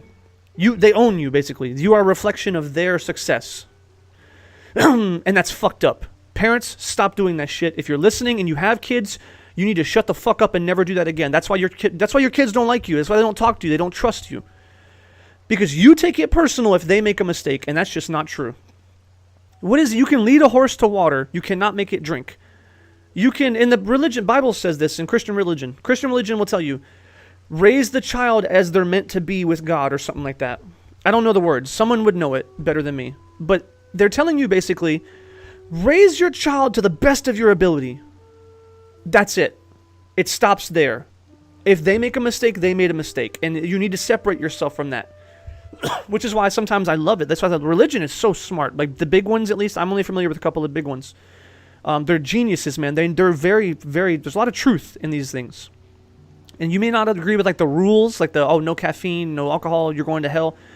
We don't have to talk about that part, but there's a lot of truth in there. But anyway, your parents take it personal. So if you come to grandma and say, hey, grandma, I've been smoking weed and hanging out with my friends and I just feel lost. Well, she's going to stop probably and say, well, I don't know. Are they your friends? Do you like them? She's more likely. I'm not saying, I don't know everyone's grandma. They're different. But she's more likely to say, well, what do you want? And she's going to listen to you because she's already been there. She's done it. She knows people who've done it. She's old as fuck. She already knows all this shit. And she doesn't care. You tell her you smoke weed, I don't give a fuck. I smoked weed in high school. You know what your parents do? They lie to you. You're smoking weed, you're bad. Bad, bad, bad. I hate you. Don't do that. They don't say they hate you, but that's how it feels. And then you find out when you're like 30, 40 years old, they say, oh, well, I smoked weed in high school. What? You treated me like shit. You told me I was wrong. You didn't understand me. You made me feel like a loser. And you did the same thing I did. You're a piece of shit. That shit is a problem. Oh, you lost your grandma, AK? Did. Vaya con Dios, my friend. May she go with God. I don't know if you believe that. I don't care. I don't know what you believe in, but may she be living a better life in the afterlife. If you believe in an afterlife, if you don't, hey, maybe she's just at peace. Whatever it is, I do think there is some good to be had from post-life. It just depends on what you believe. But yeah, I think that the older generation is more likely to help you. And I think that's also why religious leaders cannot help you. Like religious leaders, like for your pastor or your deacon or your professors, not professors, whatever, you're religious guys. They can't help you because when you go talk to them and say, hey, yeah, I've just been struggling. I'm very depressed. I drink a lot and I just don't know what I'm doing. They say, oh, you're going to hell. You're going straight to hell. You drank booze? Oh, you better fucking get on your knees. You better get on your knees right now because you're going to hell because I hate you and God hates you and everyone hates you and you're a loser. What the fuck? You're serious? That's who's going to help me? That's what they say, right? Religious people oftentimes, come to us. Come, let God protect you and he loves you. And the first thing you do when you open your heart to them is they tell you how much they hate you and how much you're going to hell. They don't use the word hate, but we know how it feels. We know exactly how that feels. If you've ever been on the outside, you can know how that feels. It's just so disingenuous, But then you think, who am I? Extreme? Kind of, yeah. It's uncaring, I think. They don't, not extreme. They don't understand. That's the thing. They cannot understand things that they don't understand. I guess they cannot understand who you are as a person. You might tell a religious person about what you're going for, and they say, oh, well, just don't do that. Or that's bad. You're going to hell if you do that, so don't do that. Or they might ask you, why would you do that? They're confused. Why would you do that? They don't understand at all. They can never understand. Like let's say if you have family, you hear like the snickering your family might do. Like, oh, did you hear so-and-so? Yeah, their kid was doing this. Or, oh, their cousin was doing such and such. And, oh, why would they do that? How could they do that? I don't know. They don't understand. They will never be in a position to help anybody. If you cannot understand someone, you can never help them. I'm sorry. It just does not work that way. You can try. And I'm not saying you can't make things a little bit better, but you cannot, I think, offer true help to somebody. Because it's fake. And they can see straight through it. And you know, here's what sucks about the other way. And this is what happens. In high school especially. Maybe high school is usually the biggest one, but maybe college too. My parents don't understand me. The church does not understand me. No one understands me. My friends understand me. I'm going to go to my friends for advice. They're going to help take care of me. Those motherfuckers give you the shittiest advice, dude. They say, well, here, man, have another beer. You know, let's just go fucking smoke and party, or let's just go do this, or who cares, man? Like, that's not good advice. And then you turn around and you go to the internet. I need advice. And then you go to like a motivational speaker, right? And you listen to a motivational speaker and it says, yeah, you just got to get up every morning and rise and grind and exercise and get up after it. And you got to start doing you. And you... I can barely get the fuck out of bed. I'm exhausted. I'm tired. I'm depressed. I'm an alcoholic and whatever the fuck you are. And now you just tell me to get up 6 a.m. You want to get up. You want your life to be better. You get up 3 a.m., 4 a.m., 2 a.m., 1 a.m., midnight. Wake up at midnight. You know what? 11 p.m., 10 p.m. Get up every day at 10 p.m. to start your day. Like, are you fucking kidding me? You can barely get out of bed in the afternoon. And they say the dumbest shit. That's gonna... like, that's the dumbest shit I ever heard. That's gonna make your life better. I want you to try it. You know what's funny? I want people to try this. This is what's my... It's funny because I am those guys.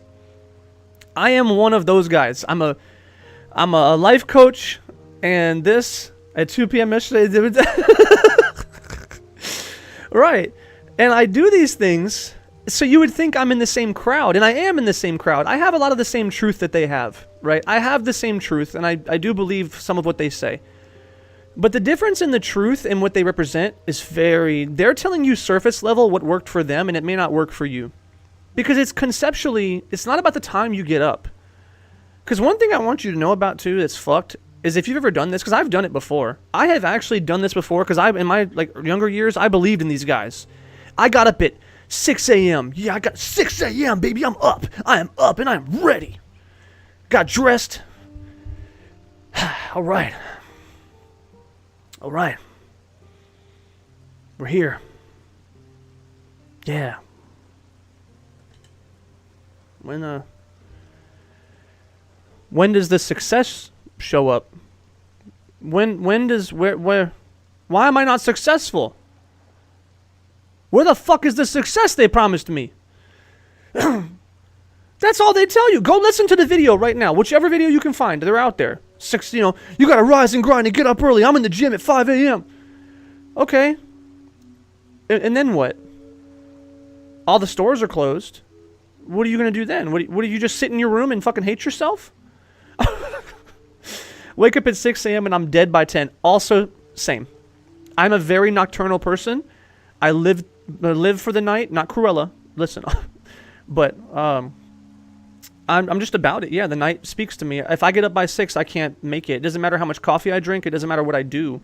I wake up and I'm passed out around 10. And from 10 to 11, 12-ish, I'm dead, tired, need a nap, take a nap. 12 to 2, I'm doing okay when I wake back up, or if I'm back from a lunch break when I used to work engineering job. And by 4 o'clock when I'm getting ready to get off work, woo, we are ready to go, baby. Who's ready to get the night started? Naturally. And you could say, well, you know, this and this and this, and you could learn it. It takes time. You have to do 6 months to develop a habit, to develop a routine, and this and that. And I'm going to tell you all these things that are true because I know things and you don't, and you're wrong and I'm right. You ever seen Matilda? I'm right, you're wrong, I'm big, you're little, and there's nothing you could do about it. I swear to God, that's exactly what the fuck these helpers sound like. It doesn't work for me. I worked as an engineer for 2 years. Well, 3 years, really, off and on. But 2 years straight, I worked as an engineer on flight simulators, and I was up every day 6 to 4. And we're working. I didn't work at 6, but at 6 I would get off by like 4. And no, it didn't help. Nothing helped. I was fucking exhausted every morning. Doesn't work. So this idea that there's a universal sleep schedule and rise and grind, no. Fuck that. Not real, not true. But you know what I can say? And I can prove this in my own life. Conceptually, what they're trying to tell you, and this is important, let's talk about concepts. Let's not talk about 1-to-1 ratio, because it's going to be different for everybody. No matter what time you wake up, if you wake up and you have things to do, here's what they're trying to say. You wake up and you have things to do. You have to go to work. You have to do pick up the kids from school, XYZ, right? Whatever it is you have to do. If you wake up an hour before, you're going to be tired, but that's the only time you have available to exercise or to get chores done or do whatever you want, you have to take it. That's it. No more excuses, no more nothing, no more I don't have this, I don't have that, because I realized that myself. I was working 12-hour shifts. I am now. I work 12-hour shifts. And what happens is, during those days, I think I did the math on it, you get 2 hours before and after, not including your trip to work. So you get 2 hours before and after to do whatever you're going to do, right? Because if you want 8 hours of sleep, right? Because 24 hours minus 12, boom, that's going to be 12, sorry. Idiot, can't do math. So that's 12 minus 8. It's 4. 2 hours before, 2 hours after. And what does that include? It includes a shower. You know, I take long showers, so that's 30 minutes for me at least. It includes breakfast. It includes anything you have to get done, right? Get ready. Any things you may have to run beforehand. It's not a lot of time, is it? Not very much. So the only way that you're ever going to get exercise while working 12-hour shifts is to get up an hour early, 7 hours of sleep, and work out for that hour. That hour is not very long. That hour is fucking... That's tight. Maybe you have to wake up an hour and a half earlier. Doesn't matter. But I found a balance that works for me, and I get up and I have time to stretch, go for a run, come back and lift weights, get ready for work. Is it tight? Oh, buddy. If I'm not up and out of bed, can't make it. I have to be out of bed. Like, boom, alarm goes, out of bed, in the bathroom, take a poop, get ready, coffee, let's get going. I do not have time to waste, or else I'll be late for work, or I won't be able to finish my workout. But I found a way to do that. That's what they're trying to say. Most people don't do that. They wake up and go to work, and they get off work and they're tired, as you should be. You worked. That's why they call it work. So this idea that you're going to work out after work is very unlikely. A lot of people do. I'm not saying you can't. There's a lot of people who do that, and they're very successful people. So you can do that, but if you're not able to do that, get up a bit earlier and find the time for you. This is important. It's your time. It doesn't matter about working out. Fuck working out. Let's say you're never going to work out your entire life. I don't care. But you want to program. I want to be a programmer. I want to make games. That's very common these days. I want to go make games. Well, that's your time. Every day before work, get up an hour early. Get up 2 hours early. And then go fucking practice. I want to learn to play piano. That's it every day. You have to wake up every day before work. That's your hour and a half practice piano. Done. Stop saying shit else. Stop saying anything else. Stop saying this. That's your time. But I'm tired, and I do this, and I do that. Shut the fuck up. Wouldn't it be nice if everybody had a job where they work 5 hours a day and get paid $200,000 a year and had all this free time and got to spend time with their family? Yeah, all that shit would be nice. Would be, could be, should be. You don't fucking have that. You have the discipline to get the fuck out of bed and to make an hour for yourself to start your day the way you want to start it. That's it. That's the only option available to most of us. And you have to enjoy that. Self-care time is essential. It is essential. It's very essential. And self-care is not always relaxing. Self-care sometimes is exercise. Some self-care is working hard on a hobby, working hard to practice your instruments. Self-care is a lot of things. Self-care is getting up an hour early and going to spend time with your parents or your cousins or your brother or your sister before work because you miss them and just want to spend time talking. So you don't regret it, and the second they pass away, I wish I would have spent time with them. No shit, buddy. But you didn't make time for it. So, and that was a bit aggressive. Sometimes I get aggressive, but it's important. You gotta be aggressive. Because fuck you. Like, straight up, if your life sucks and you're not getting what you want, fuck you. It's your fault, and no one else should ever feel bad for you. Half these motherfuckers on this planet want to feel bad for. Feel bad for me. Feel bad for me. Understand me. Shaping your beard. Yes, even something like shaping your beard, right? Or just physical appearance, right? Even just like washing your face, not washing your face. See, people do that in the shower, but like what do I mean? Like eyebrows, maybe people fix, I don't know. I don't do a lot of that. I don't have a lot of things to style. But yes, like shaping your beard, ironing your shirts, anything. Yeah, skincare, like something you can do to yourself that makes you feel better every day. It's important. And that builds confidence. We talked before about confidence. That's going to help build your confidence. And you know what else it's going to do? Back to this, supposed to be this entire discussion that we haven't talked about at all, is value. That's going to add value to who you are as a human being. You're going to feel more valuable. You're going to be more valuable. You're going to get more value and more attention from other people. And you're going to fucking love it. And then that's going to reinforce this idea in your mind. No, it's okay. Really, there is no subject in a way. I try and pick something to talk about because I could be here streaming to 0 people, right? The stream is not necessarily so important. I could stream to 0 people and not have as much interaction live, but I'll record it still, and we'll still discuss these things later on. And I want to have a guideline so I don't get either too distracted or I don't feel empty. Because a lot of what I do and a lot of what makes, this special is the talking to people about what they're going through or bouncing ideas off people or having someone, to communicate with. That makes it much easier. That helps it flow. But if it's not going to flow, this is why we go to Reddit. We check out people who need hobbies. So a lot of them need hobbies, but who need, help with their problems. And I go from there. And then I just kind of have an outline, sort of what I want to talk about. But it's by no means a set in stone sort of thing. But in general, yeah, I think overall, let's see, about the topic of waking up early. How do I say it? It's not one-dimensional, but it's important that you do make time for yourself. And the topic before that, to wrap it back into that, was the this idea that, yeah, these helpers, they're not able to help you because they don't understand you, and they tell you shit that's just fucking stupid. Like, it's just fucking stupid, the shit that they tell you. It's just uninspired. They don't understand you. They're not listening. It just comes from a place that you can tell they don't care. You can tell in someone's eyes when they fucking care and when they understand you. And I think that's one thing I have that I can bring to the table that a lot of people can't do. It's for interactions and views. I could see that. I think that makes a lot of sense, right? And you mean like for social media in general, or do you mean as a whole? Like, because I mean as a whole. I mean like even your parents, your religious people, your people, anybody who's going to try and help you.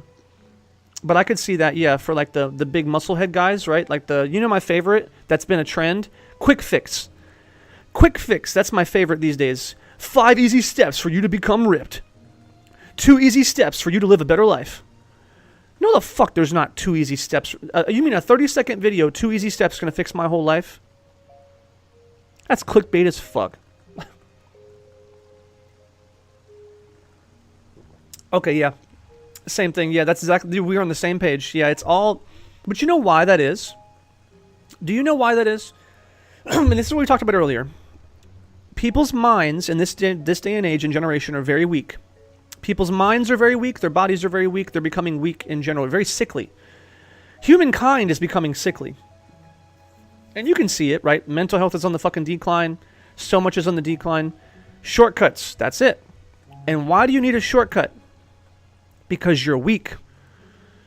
Because if I tell you right now that the answer to your problems and for your life is that what you need to do is get up every day and work hard.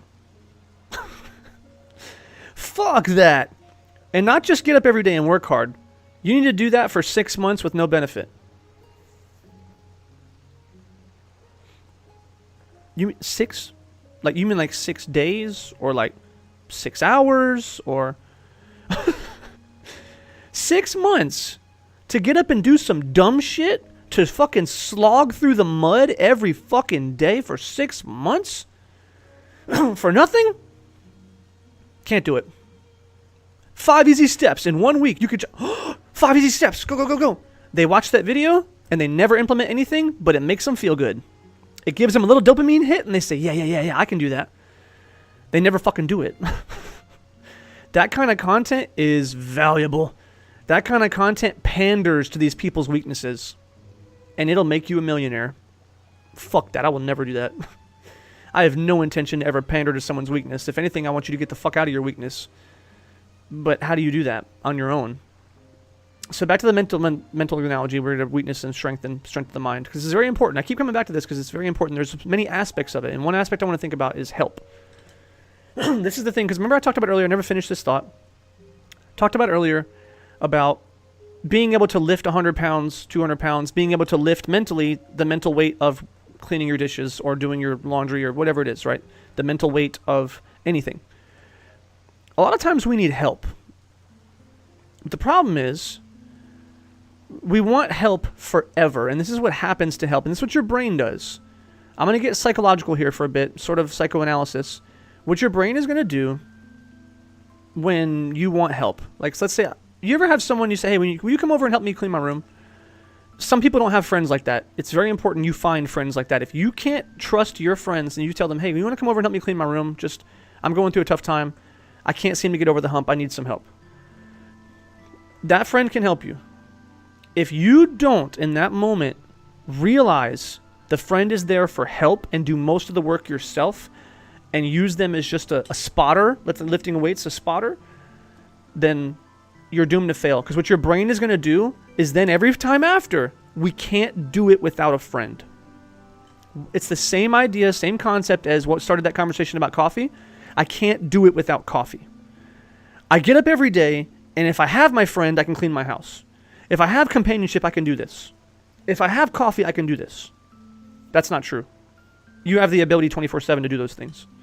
You think you can't do it because your brain has taught you, because it's evidence-based. Your brain, very evidence-based. Why do you think you have a bad relationship? All of a sudden, all men are shit. All women are shit. Why?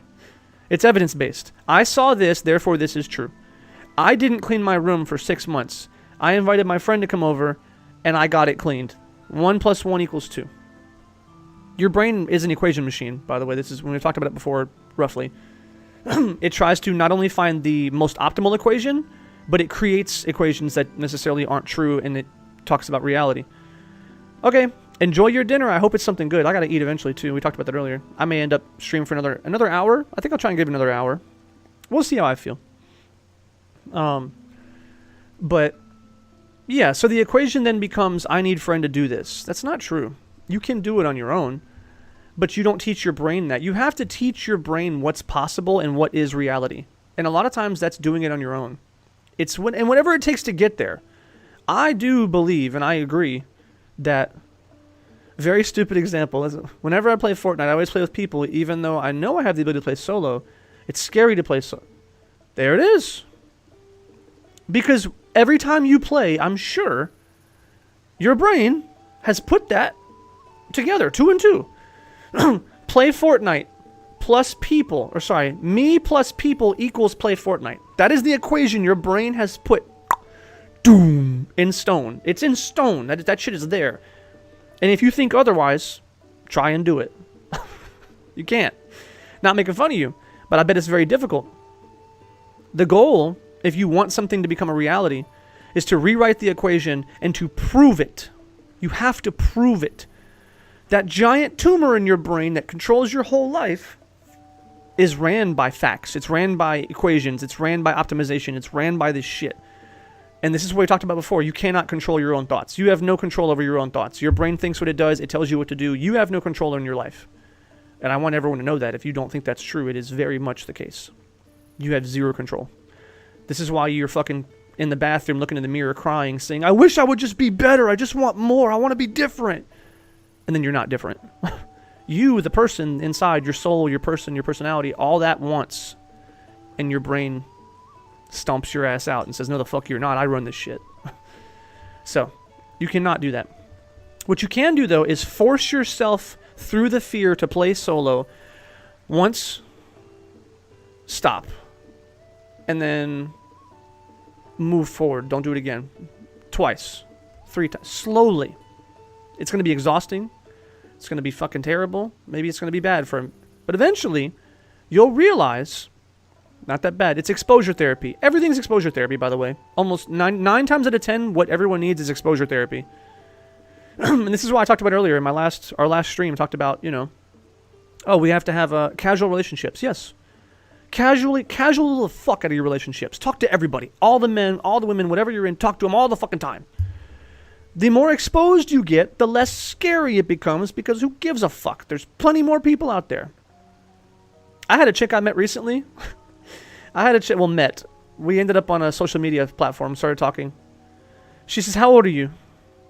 I said, I don't know. I'm not going to tell you. I said, how about this? I'll send you a picture. You tell me how old you think I am.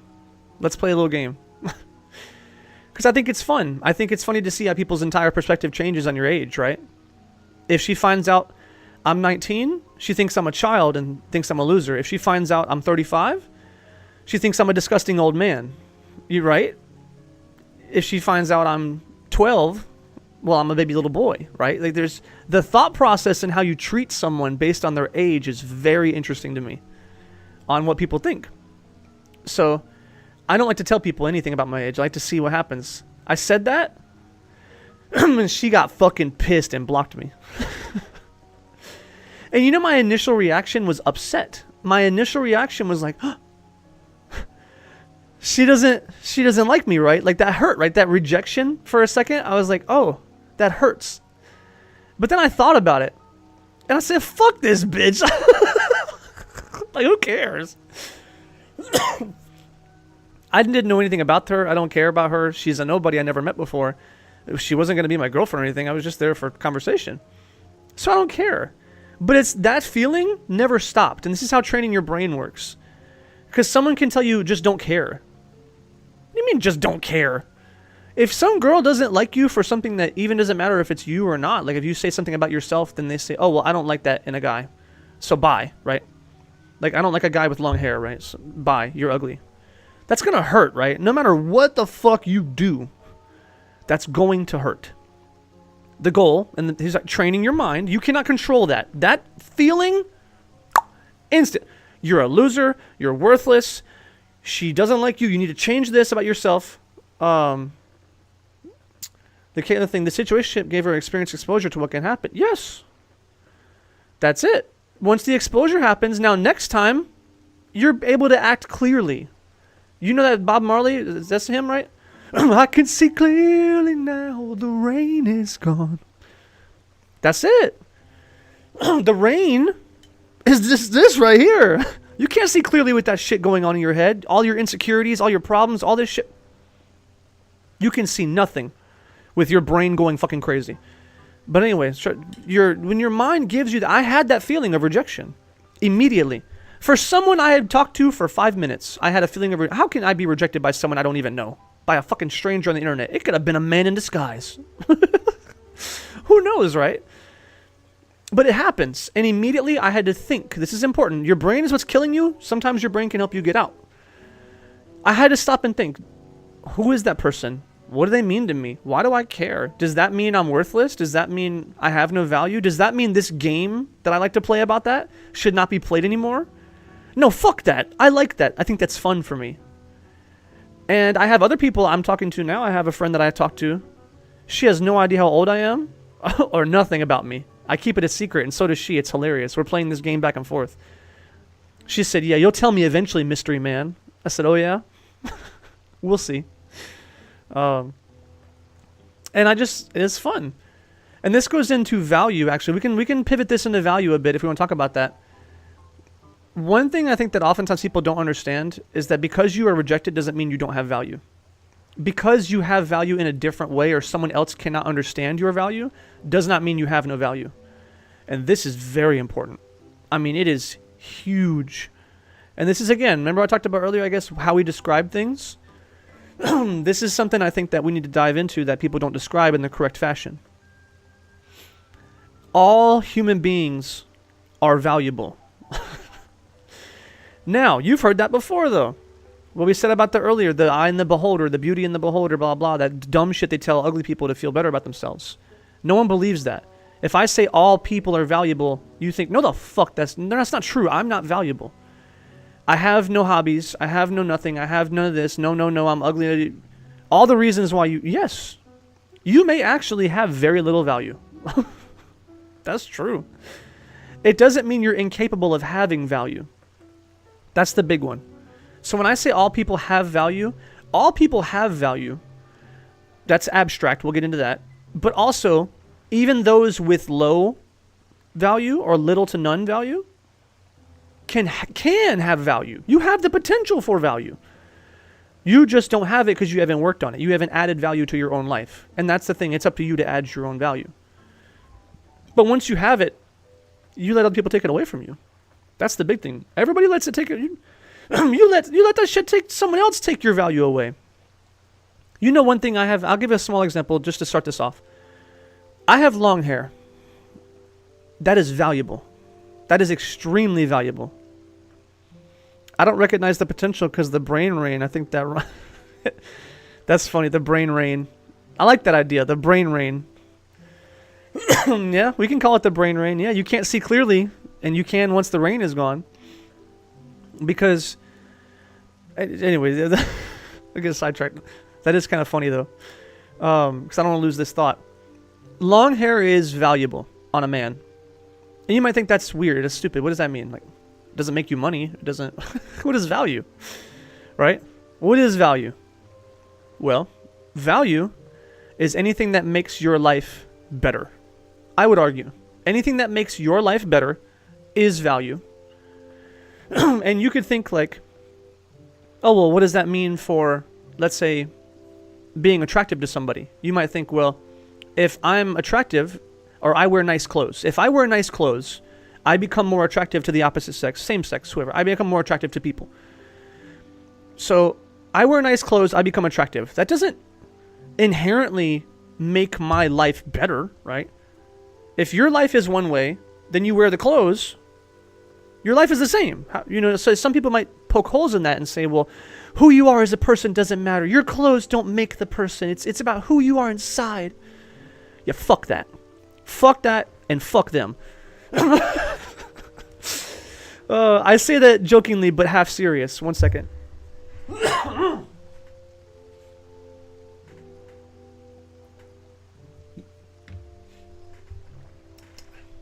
Sorry, the coffee sometimes gives me a mucus. But no, what I mean by that is that not only can they make you feel better about yourself, they make you more attractive. And if you become more attractive, your perceived value, this is important, your perceived value increases. And when your perceived value increases, opportunity increases. Why do you think we talked about it earlier? Sexy people, handsome people, beautiful people, gorgeous people, they get more opportunity in life. And if someone says it's not true, they're a fucking liar. That is the truth. That is a fact. If you are gorgeous, you're more likely to get hired for a job, more likely to get more money, get a raise, more likely to make more friends, more likely for people to value your opinion. Being attractive makes your opinion more validated. Even if it's wrong, you have the wrong, dumbest opinion. Everyone else validates that because you're attractive. Well, they must be right. What the fuck? How does that? You're attractive, therefore you're smart? That's crazy. That is the... It works that way. We all know it. We all see it. And if you're denying it or not paying attention, that's stupid. So anyway, you have access through attractiveness to more of life. That's just what it is. You get access. If life is this big and it's like a pie and you get 15% because you're ugly and have no hobbies and no skills and everything else, and you get more skills, whoop, you become more attractive, whoop, whoop, whoop. You'll never reach 100%. No person is ever going to reach 100% of life. And I want to get into this. This is important about value. You will never have access to 100% of life and 100% of the perceived value that life can offer. Ever. And the example about the hair is what I want to go back to. So, I have long hair. It's valuable to me as a person because I think it looks cool. I love it. I love long hair, dude. I just think it looks awesome. I fucking like the way it feels. It's just... When I watch anime and shit too, I see the long-haired guys at the Kuramas. Oh, baby. I seen Kurama as a kid. I said, wow, he's so handsome. No homo. But I like that shit, though. The long hair, that's for me. So it adds value to me personally. You know what else it does? It adds value, perceived. It adds perceived value to a lot of women. But, you know what it also does? Is it plummets my perceived value with most women. I'm going to argue 60%. You could make the argument for like closer or less, maybe even more. I'm going to say 65. 65%, I'm going to be generous because realistically, we live in a very modern time, but there's not modern values a lot. Like it's not as simple as that. Anyway, because the traditional value, short hair belongs on a man, right? Men with long hair are gay. Men with long hair are feminine. Women have long hair, men have short hair, right? That's standard. That is standard operating procedure for thousands of years, depending on your culture. Some cultures, long hair on a man was normal. Maybe it was attractive, like Scandinavian, like Vikings and stuff. I think a lot of them had long hair from what I've seen in like, literature and stuff. So it depends on the culture, but I think by and large, it's been shown that that's the case. So let's say 70% of women think I'm fucking ugly. They think I'm ugly. They think I'm gay. They fucking hate it.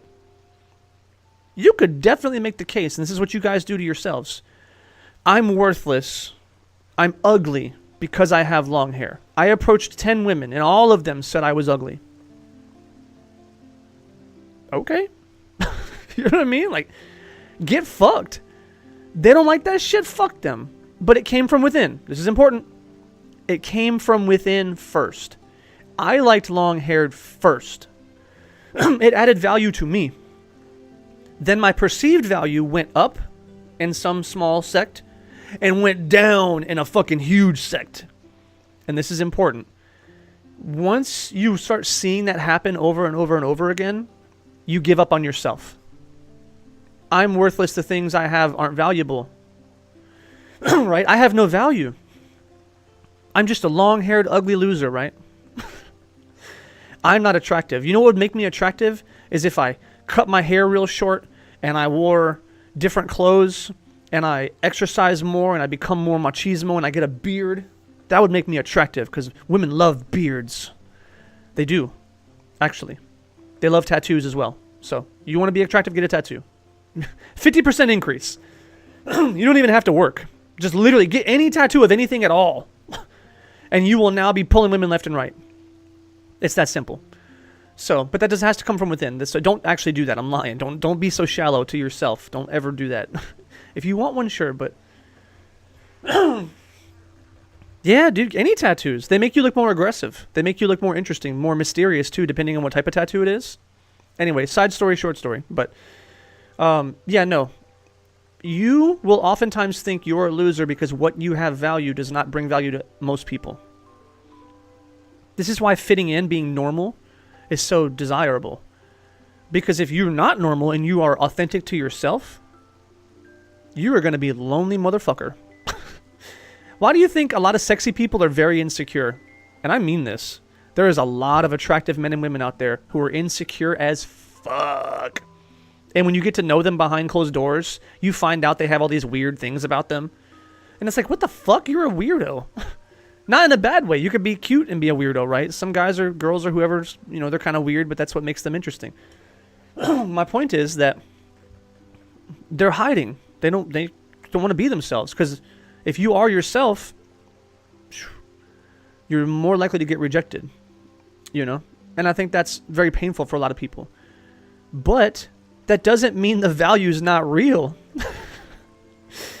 Like, sorry, not sorry. I'll put it this way. I'm going to give you something that's very extreme, but it makes a lot of sense to me, that I think it's the best way to understand this. There's people who like scat. If you don't know what scat is, I don't know all the details, but people shit on each other, and they rub it all on themselves. And they eat it. I don't know if they eat it. I'm not sure how it goes. I don't know the details, right? But I've heard about it. There's people who love that shit, dude. Literally. They love it. So I want you to think of, like, let's say you're the kind of person who loves that. You would think to yourself, I'm a loser. I'm a freak. I have no value. I hate myself. Everyone hates me. Well, that's just not true. Your percentage of the pie is very small. But there are people out there who love that shit. They need you. They do. They literally, I mean this, they need you because no one else will enjoy that with them. That small percentage. So you might tell yourself you have less value. No, you don't. You do not have any less value than anybody else out there. You have just as much value as anybody else out there has. Because what you think is, I don't have value because my perceived value to the population, it's a scale, right? People do it on a scale. If this is 100% of life, my value is based on, God, this mucus, I'm so sorry. If life is this, my value is based on how much of this circle thinks I have value. That is incorrect. That is not how it should work. But that is how it does work. You think that if I only have 20% of this entire pie, I'm a loser. Right? That's not how that works. Your value, number one, comes from within. What do you value becomes who you are as a person and becomes represented through you. It matters on a case-by-case basis. What does that mean? If you have however many friends and they truly love you 100% for who you are as a person, your value is 100%. That's it. And you're not going to have 100% with everybody. You might find 90%, 70%, because you're going to have friends that you guys get along a lot, but you differ on these opinions or whatever, hobbies, right? You guys all like to go, oh my God, indigestion. You may have a bunch of hobbies in common. You play video games together, or you go out to eat together, or you like the same restaurants, or you play football together, freedom or non-freedom.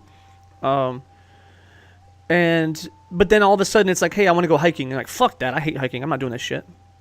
So you may not 100% add value to them, or they may not add value to you, right? The value together may not be 100%. But the goal is to maximize everybody in your life, that 100% of your internal value matches 100% of the external value. Because I need you to know this. You or me or anybody else in the world cannot, will not ever be friends with everyone.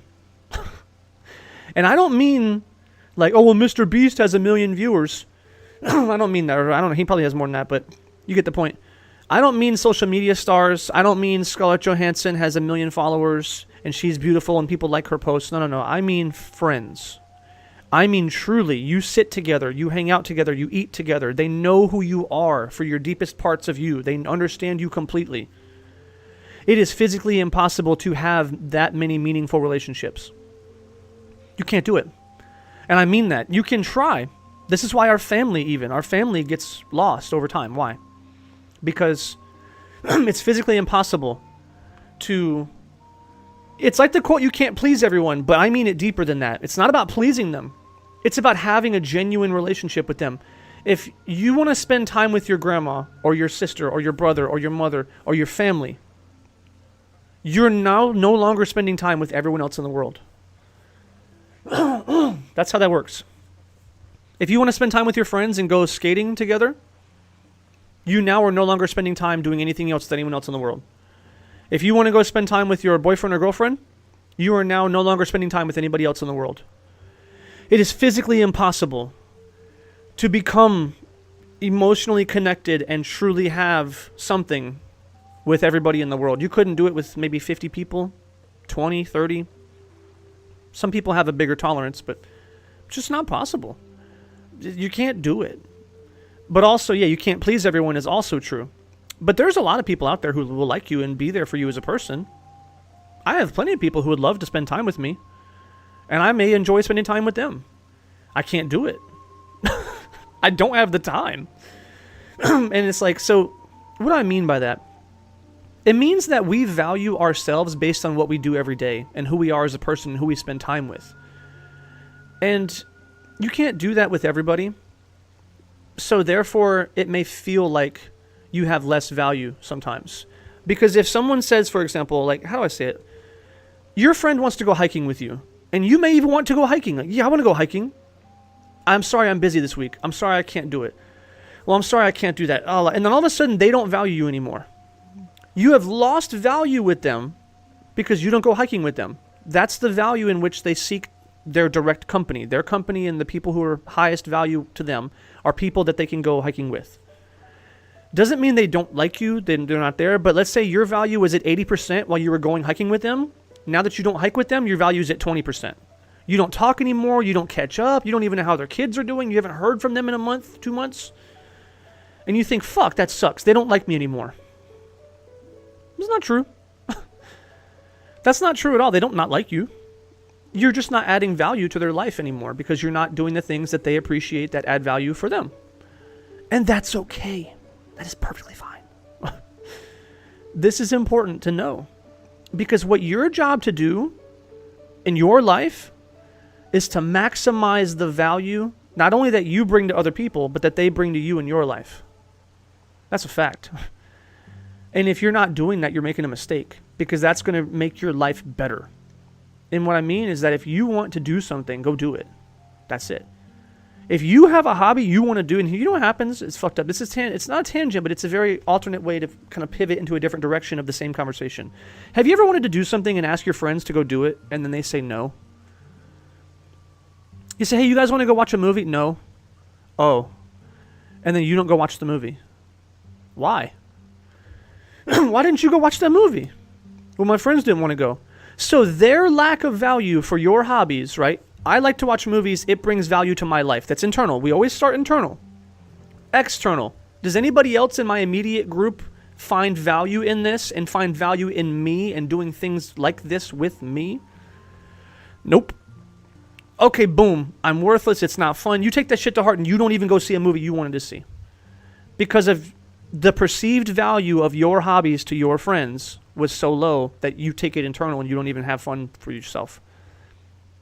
Whereas if you went to see that movie, you know who else likes that movie? Everybody who went to see it.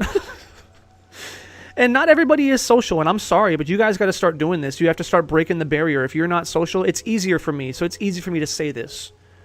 And I understand that. I'm not saying this to put you down. I understand it's different for everybody. You have to practice. You can practice being more social. But what I mean is that when I went to see a movie one time, I enjoyed it, and I got finished with the movie, and I said, dude, that movie was cool. And I went by myself. I went by myself to a movie, and I finished it, and the guy I was sitting next to, I said, that movie was really good. And he goes, oh, dude, yeah, and you know, it was this, and it was that, and he knew things about the director and all this, and I said, oh, sick. We had a full conversation, and I gave him my number. No homo, obviously, but I gave him my number. We were going to hang out and watch movies again. Like, that was a plan we were going to make, to go watch movies. We found out we had similar interests and all these things, and I was like, oh, sick. I made a meaningful connection with somebody who values that. It did not mean we were going to be best friends. It did not mean we were going to talk all the time, but it meant that I had someone who values the same things I value, and we could now spend time together, and I could do that. You have to diversify your portfolio, basically, around people and things in your life. Welcome back. Who can match that. And this idea that, like, your value and the things that you're going to do are based on other people, it's real. It's very real. And if anybody says whatever, now, and here's what I'm saying, here's the catch-all. I'm saying two things, and it's going to sound like I'm flip-flopping. It all comes from within first. I said that, and I mean that. It is, well, like I said, I want to watch a movie, internal. I like my hair long, internal. I like, let's say, this style that I wear clothes, internal. Always internal first. But if you cannot find externally people who also value those things, you will die. That's your only choice is to die. Mentally is what I mean, like figuratively. That's it. Your only choice is to change or die. Because you cannot live suffocated your whole life. You cannot live alone. Why do you think everyone's so lonely? Loneliness is rampant. Depression is part of loneliness too. Like, this whole shit, like, it's all fucking there. You become lonely as shit. And you become alone because everything you are as a person leaves you feeling lonely. That's how I made some of my friends here. We all liked cricket. And now we have a group chat and plan days to go place. There you go. And that's what I mean. They may not be your best friends. They may not be, but they add value to your life when you do those things because they are valuable people. If you went to a motherfucker and said you want to play cricket and they say, no, I hate it. Well, their value is, whoop, it just shrinks for you. Your value of that person went down. And that is okay. That is A-okay. Maybe, and because I don't mean that to say, oh, well, that means I don't like them. People think, oh, if you lower someone's value, you think they're less than. You think they're worse. You think, no, it's not about that. It's not about someone thinks you're shitty or whatever. It's just, We got to maximize our own life, and who does that for us? And they may not be your best friends every week. You may have other friends that you spend time playing Fortnite with, and you think, those are my Fortnite friends. They have tremendous value. Once I'm done from cricket and I come home, I need this. This is what I need. And they add all that value there. But it all comes from within. It's what you want. And this is kind of how I talk about building value. You know when you go play, how confident you're going to feel if you make a nice move? Because cricket's the one, it's the one with the paddles, right? It's like baseball with a flat bat, right? Just to make sure I'm on the right page here. It's similar anyway. I don't know. In America, we have baseball. That's the only thing I can think of. Okay. So I want you to think about this. If you went and you were talking to someone who, and I don't know how the game works or how it's scored. We have a home run in baseball. So if you were going to go tell someone that you made the equivalent of like a home run, and they don't give a fuck about cricket, they don't like it, never heard of it, let's say they hate it, they think cricket sucks, their dad played cricket and he used to beat him with the mallet, or the racket, sorry. And it's like, they hate it. So you tell them, yeah, I play this and I do that, and they hate you. Immediately, just you're of negative value. Let's say you talk to a girl and she used to date a cricket player, professional cricket player, and he broke her heart. And it's called a bat? I don't know what it's called. I thought they had different names. I thought it was called a racket. I know I play ping pong. They call it a racket in ping pong, but sometimes they call it a paddle. So I thought flat was paddle, and then I think I call it a racket. So that made more sense to me. Sorry. That's funny. But, so yeah, basically if you met some girl who has like this mental damage on cricket, she would actually actively make you feel like shit. You would talk to this girl and say, yeah, I play cricket, and she would say, oh, I hate you now. Like, she would treat you like shit. And if that's like you made that girl your girlfriend because she was beautiful. The mallet was funny. You know what, the mallet, you know where that comes from? What made me laugh is, what is the one on the, you can do it on the ground, but you can do it with horses, where you have to put, there's like a rectangle, and you hit the ball, and it goes inside, and you have like you have a mallet, and you hit the ball, and it goes through.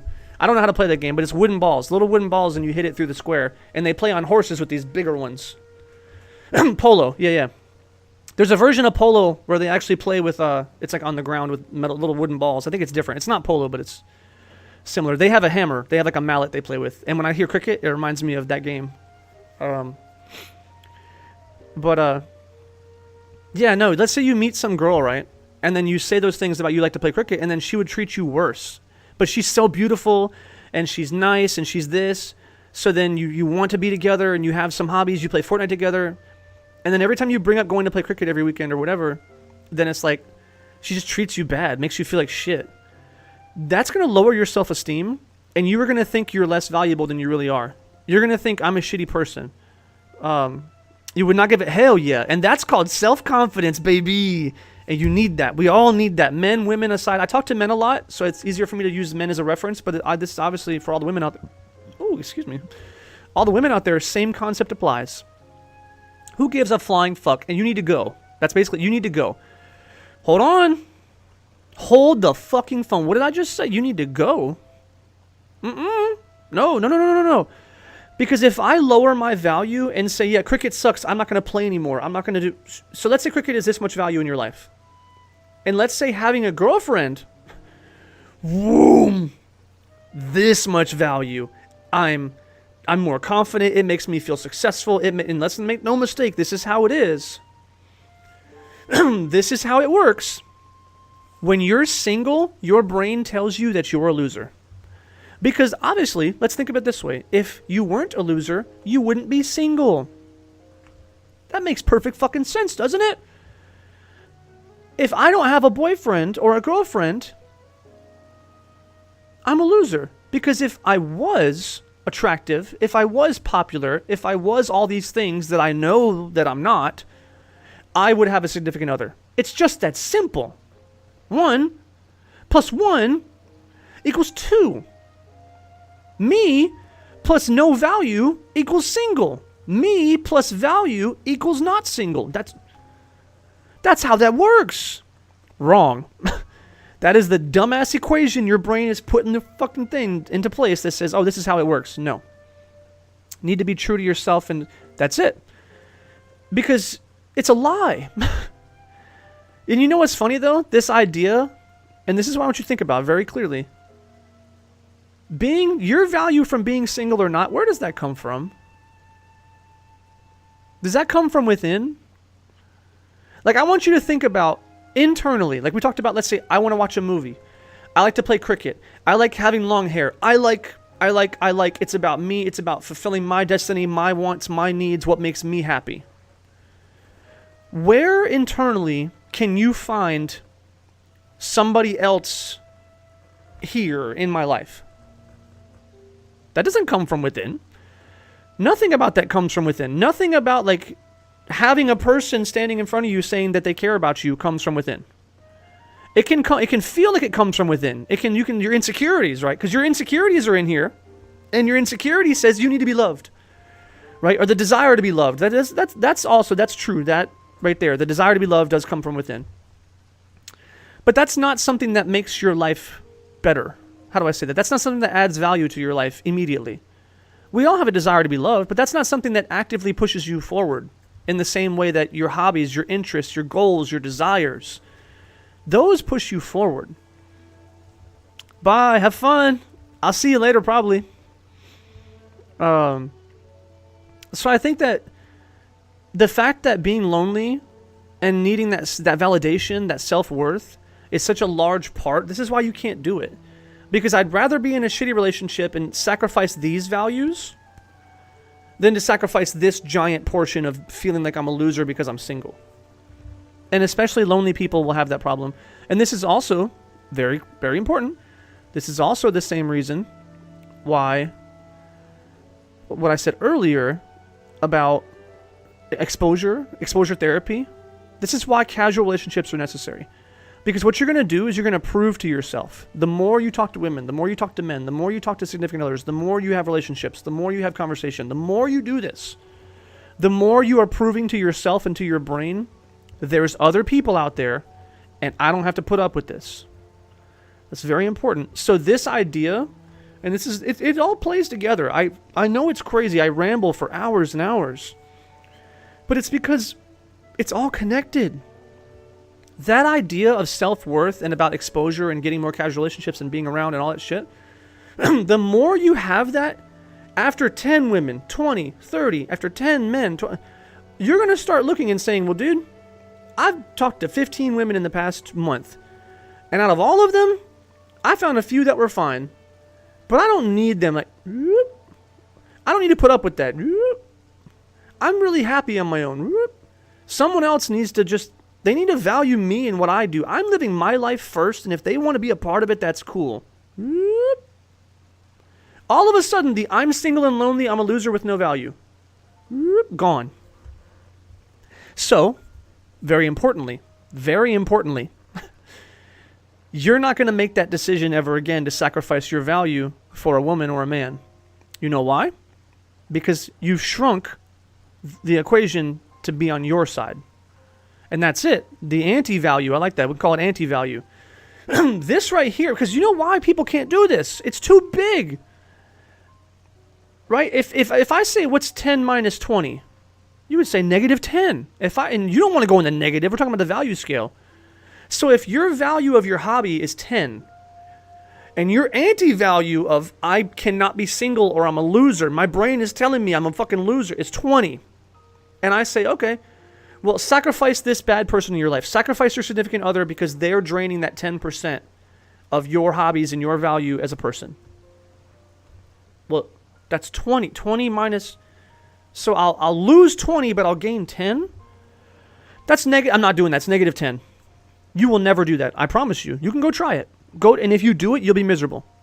Go try that first. Go try that now. If you have the option to do that, if you're hearing this and you actually have a significant other and they're making you sacrifice your values and they're, crushing your hobbies, you want to play video games, your girlfriend says, fuck video games, stop playing that shit, all this, right? You're dealing with all this? Go be single. Tell that bitch to kick the curb and then go for 2 weeks and realize you're fucking lonely. Go for 2 weeks and realize that no one texts you at night and asks how you've been. No one gives you a good morning text. You're not having sex anymore. You feel lonely physically. See how fucking tough that is and how much of a fucking loser you feel. And then go try and find other women and all of a sudden no women want you, the date didn't work, nobody matches you on your dating profile, you don't meet anybody at the stores, and it's just not working, and you went to the bar and no one talks to you. That I'm a loser, this is awful, this isn't going to work, I'm going to be alone forever, it's even bigger than it was before. No.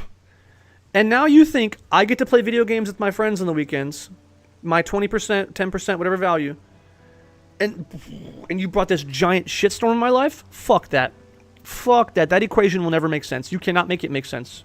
The only way you're ever going to make that equation make sense is if you shrink this idea that that woman is irreplaceable, that man is irreplaceable, that those moments you spend together are going to be, the only moments you'll ever get, that you're going to be single forever. Those are lies. All those are lies.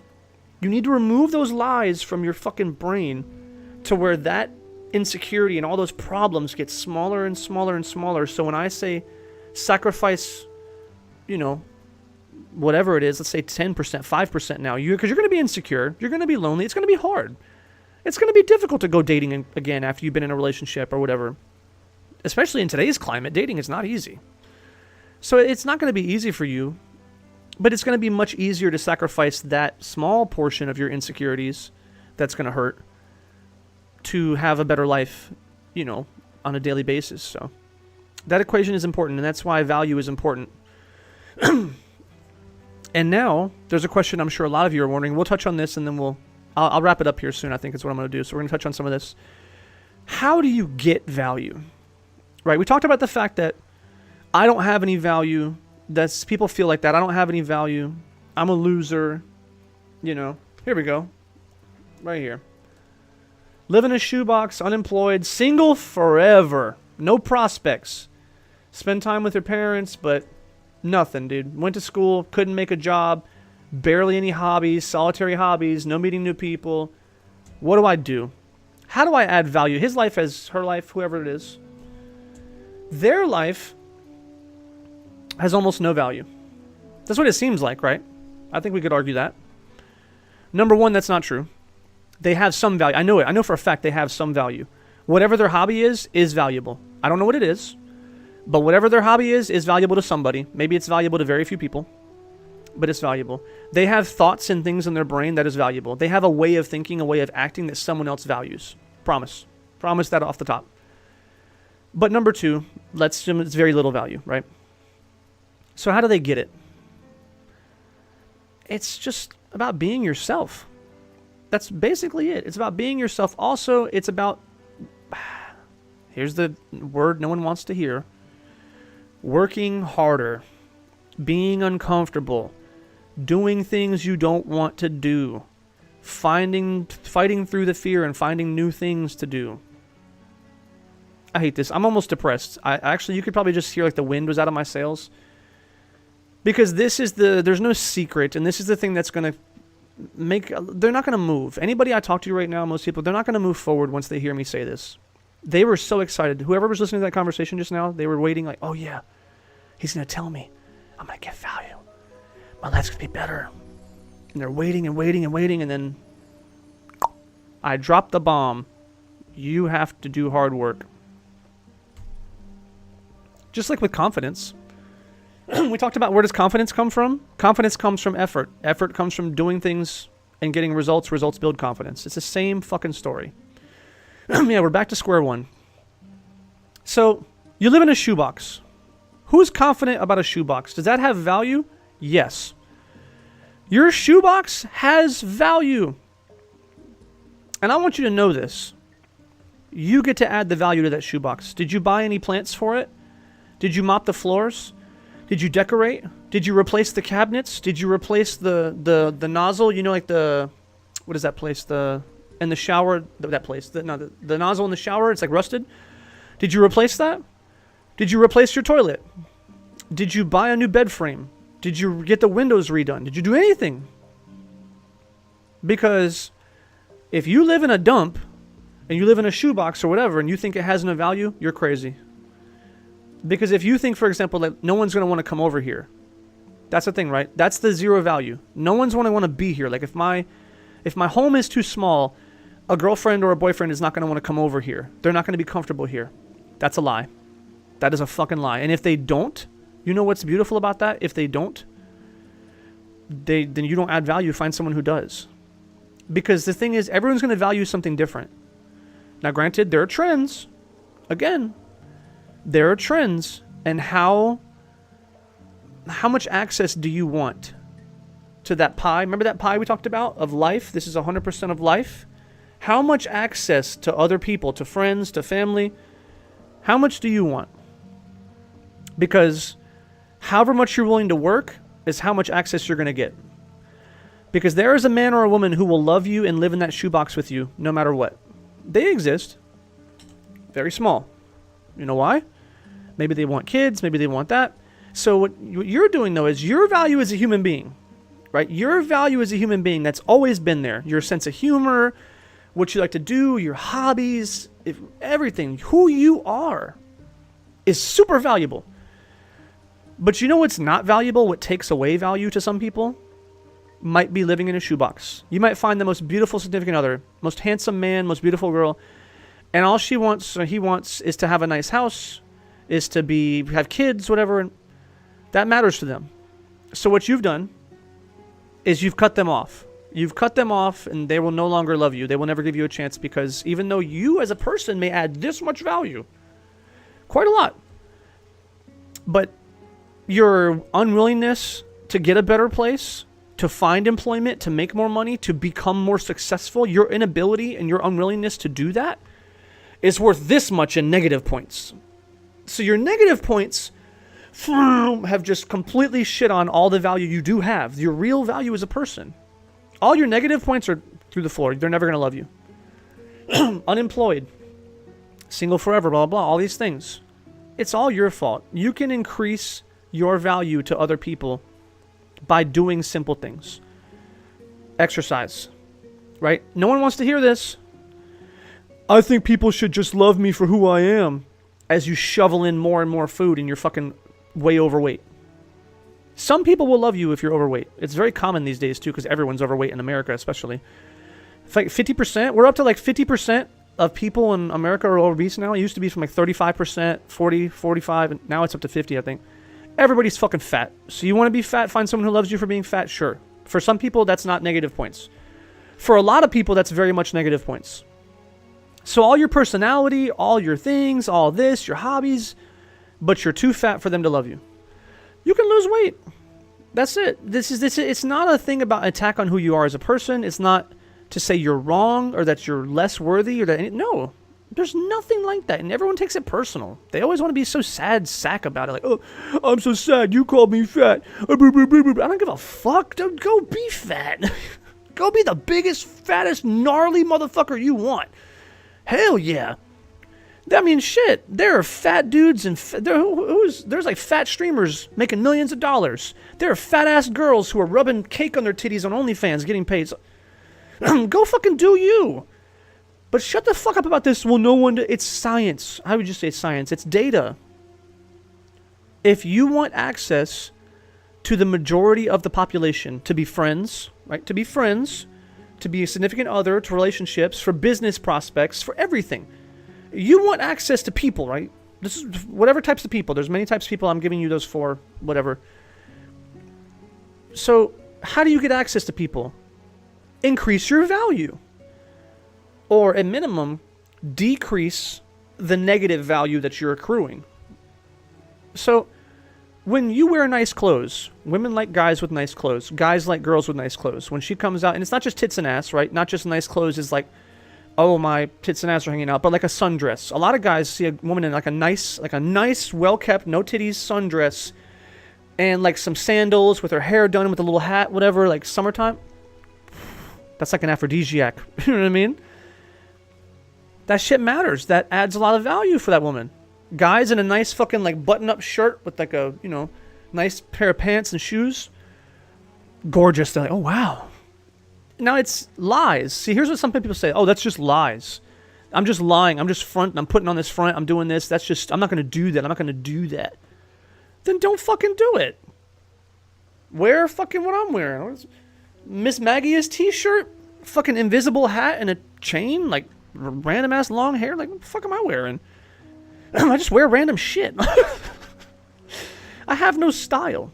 Now, granted, I do have style sometimes. Let's be honest. I do wear some button-ups sometimes.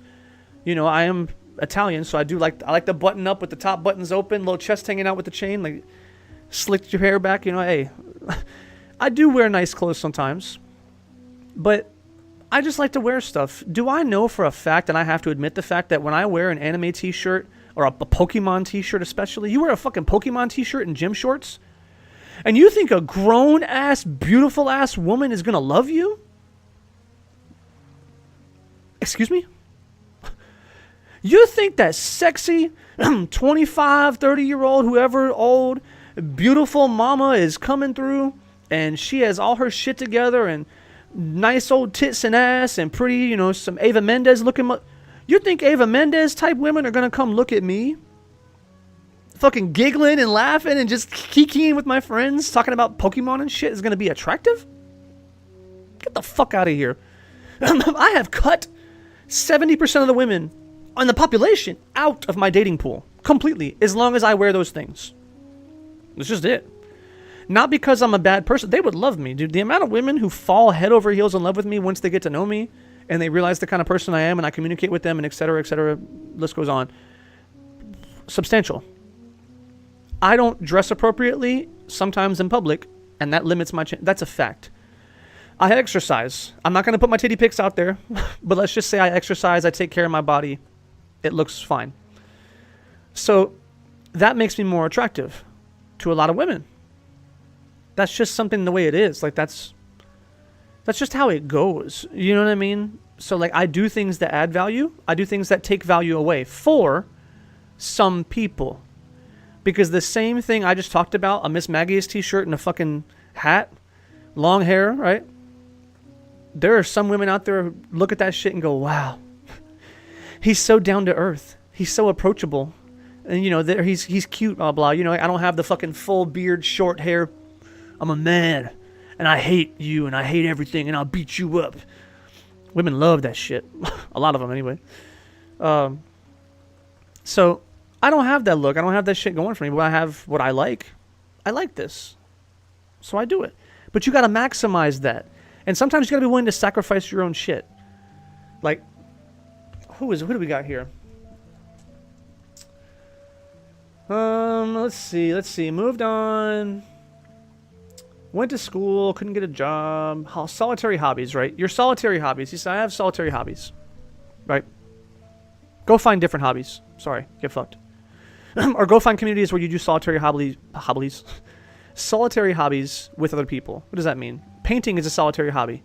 Find painting and spread with other people. Look at their paintings. Talk to them about painting. Right? Stamp collecting. Find other people who collect stamps. Compare your collection. Ask about where they get theirs from. Where do you get yours from? Find ways to connect with other people. There's just always ways. Always. Like I said about the house, man. You literally can do so many things to your house for cheap. You know, if you have something like stains in your house on your counters or whatever, you can get those. A magic eraser. I don't know if they sell those across the world, but it's called a magic eraser or some cleaning supply. You can clean. You clean that shit, your house looks better. Your shoebox is way more cozy. Right? And you say, oh, well, I have no job. That's your own fault. Go fuck yourself. I don't care. I have no job. And? I've had no job. I found a job. I made a fucking way forward. Like, that's it. I don't give a fuck. Like, people act like not having a job or having a hard time finding a job is a fucking problem. Go fucking find something. Well, I don't like that. I don't give a fuck what you like. Neither does the world. Neither do the women that you want. Neither do the men that you want. Neither do the friends that you don't have. Neither does any fucking person in this world actually give a fuck that you don't have a job or that you don't like it or you don't want to work it. Go fuck yourself, dude. I'm sorry. Like, you need to get over that. And I don't say that because I don't care. I care. I care a lot, dude. That's why I do these fucking streams and why I dedicated my life to be a fucking life coach. Like, I care, but no amount of care is going to get you out of your fucking hole. Well, you want me to do it for you? Yeah. Oh, buddy. The amount of people who just heard that and their heart dropped. Oh, thank God. Yes. Sorry. No one's coming to save you. No one's going to hand you a fucking job. No one's going to make it any easier. And you might say, well, I have no skills. I have no education. I have no. Good. One thing I want people to stop fucking doing is I don't. Shut the fuck up.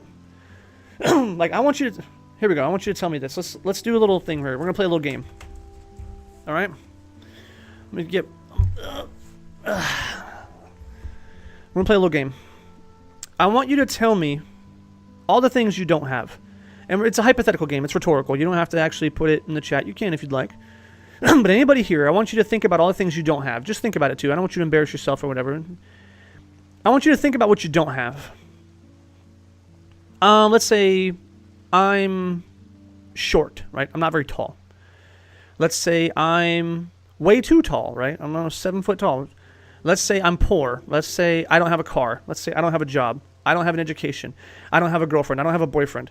I don't have my left arm. I'm paraplegic or something. I don't have fucking both legs. I don't have. Think about everything you don't have. And I want you to tell me right now. I want you to think. You don't have to tell me metaphorically. Tell yourself, how in fucking heaven are any of those things going to help you move forward? And if somebody can give me a real answer, like a true answer, of how it's going to create success in their life, I want to hear it, dude. This is not rhetorical. If you're on a video right now and you're listening, comment, or if I post this, I want you to sit there and fucking tell me how sitting here and saying, yeah, I'm poor, show me how that's going to move you forward. I'm single. I'm a loser. Let's talk about it. Give me your plan. Okay, so step 1, single loser. Step 2, that's going to create... Show me how the fuck you're going to move up. Show me. I want to see it. Show me how telling me that you have no education is going to get you a job. Tell me 3 times, I have no education. I have no education. Tell me as many times, and I want you to tell me how that's going to create success in your life. Step 1 is I have no education. Step 2 is... I'll wait. And you'll wait.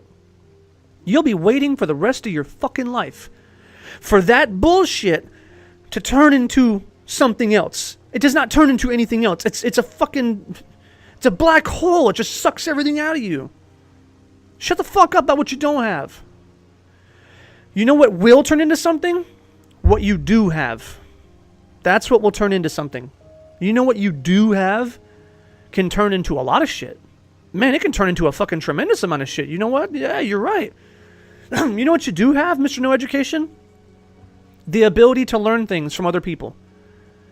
We're not even going to say school, college, university. Fuck that, and fuck you. We're not even going to go there. You can learn things from other people. Find someone who knows something and learn from them. I don't care what it is. I don't care at all. I don't give a fuck. Because you know what you're going to do immediately? That's a waste of time. That doesn't give me money. That doesn't give. Yes, it does. Shut the fuck up. It does give. It gives a whole lot more than you're going to give, because you've already proven to me and yourself that I have nothing, and we've already proven that gets you nowhere. I have no education has gotten you fucking nowhere. It's impossible to get you anywhere. So going to sit with somebody and learn something from them could get you somewhere. Has a chance. If they're posting SM on Reddit, they definitely have the means to learn. That's it. That's very much it. You can go learn something from somebody. What does that do for you? Because immediately your negative, shitty, terrible fucking mind is right now pissed at me because I'm making you uncomfortable. Because I'm making you look yourself in the mirror and realize it's your fault. So what are you going to do? Get defensive, and you're going to tell me, oh, well, this and this and this and that. And what is the point? What is the point? You're going to get fucking mad. I'm not going to sit here and promise you that that's going to create some fucking career for you at all. And that's what you think I'm doing. That's what you want to put in my mouth. That, oh, you're telling me this is the answer. No, I'm not. I'm telling you that if you learn anything at all from other people, that can create opportunity. Mr. I have no education. I'm telling you that you have a hole. I have no education. A fucking black hole. And I'm telling you, you have opportunity for education. I can't go to school. I'm poor. Okay, don't go to school. Fuck school. Number one, you have student loans. In many countries, they offer student loans and they offer ways forward. I don't even care about that. You know, they offer, you can audit classes in MIT. MIT has a beautiful program where you can audit. Audit basically means you go to the class for free, but you get no credit. You can get an entire college education by auditing classes. Completely. You could be just as fucking smart as the other college graduates. They offer, I mean, you can do homework problems. It's there. Like, there's comments by other people. You can see the comments on the threads and stuff. Go check this shit out if you don't know about it. You can go down the fucking street. I mean this. You can go down the fucking street, and I say down the street. We don't live in the olden times. You're probably living a bit farther away from the city, but go find a business. Go find a plumbing. Go find a business who does anything. A car wash. I don't know, fucking anything. Go find a business that operates somewhere in your town, your city. YouTube video as well. YouTube, the amount of education on YouTube is fucking staggering. Staggering. The amount of fucking competence you can gain from a YouTube video and YouTube series. But I want to talk even real life. Go down somewhere, find a motherfucker who does something, and ask them if they can teach you. Can I learn? Don't ask for a job. Hey, can I learn something from you? You know? Can I study with you? Can I do anything with you? And you're going to get no. No after no after no. You're going to get a lot of no's. It's all corporate. It's all business. There's all liability, you know. It's not the olden times. Back in the olden times, you could just go to a motherfucker who did a trade and go apprenticeship and stuff like that. And they have those sometimes. But, yeah, go ask if you can learn. And matter of fact, like the YouTube example, go learn yourself on YouTube and then go to the company and say you worked for 3 years. Go lie. It's not really a lie. Matter of fact, go say you have 6 months. Go spend the next 6 months, whatever you want to learn, whatever the fuck you want to do. The next 6 months, you spend every day, multiple hours a day, and you watch YouTube video after YouTube video after YouTube video, and you fucking learn karate? Oh, hell yeah. You learn this shit. Whatever it is you want. Mechanic, right? I want to be a mechanic, let's say. You go sit and fucking YouTube video after video and watch tutorials and look up, you know, mechanics schematics. Look up like schematics and wiring and look all this shit for 6 months. And then go to a place and say, yeah, I have 6 months experience working on vehicles. I'd like to work here. You can prove it. And if they don't believe you, tell them you can prove it. Say, give me a chance for free. Can I work a day for free? And I'll show you what I can do. Or we can try something out. Anything. And start doing it for free. Start working on it with someone else. Go fix your cousin's car. Go do the heating and air in your aunt's house. Go to your, she says, oh, you know what, I want to be an electrician or something. Go learn electricity on your own, in your own time, and then go fix some shit at your grandpa's house or something. Carpentry, whatever the fuck, any trade out there. Cooking, I want to be a chef. Go fucking cook. Go cook at home. Go do something. Jesus, for fuck's sake. Programming, go learn, there's a million fucking programming languages and programming tutorials and all this shit. Go fucking learn and go do. You have no excuse, Mr. and Mrs. I have no education. Fuck you. I'm poor. It's free. So fuck you. You can. You just don't want to. It's difficult. You know? And this is the thing. It's uncomfortable. Same thing for anything. You want to add value? You know, oh, I'm going to be single? See, there you go. And you have someone like that. Right there. Someone who will teach you programming. I thought about doing programming classes, actually. I did. I thought about teaching programming as well. Because I have a bachelor's in software engineering, and I worked as an engineer for like 3 years. So I thought about even teaching people, because I'm good at teaching, and I can explain it in different ways. Because a lot of tutorials out there are pretty terrible. They just, string equals string. There you go, you learn programming. No, the fuck you did not. This is not a tutorial, right? You know, these are arrays. Arrays are things. Array equals array. Jesus fucking Christ. You're just confusing people like that. Nice. Hell yeah. Let's go. Computer boys. Yeah, no, there's everything, man. There's just so many options for you to make your life better.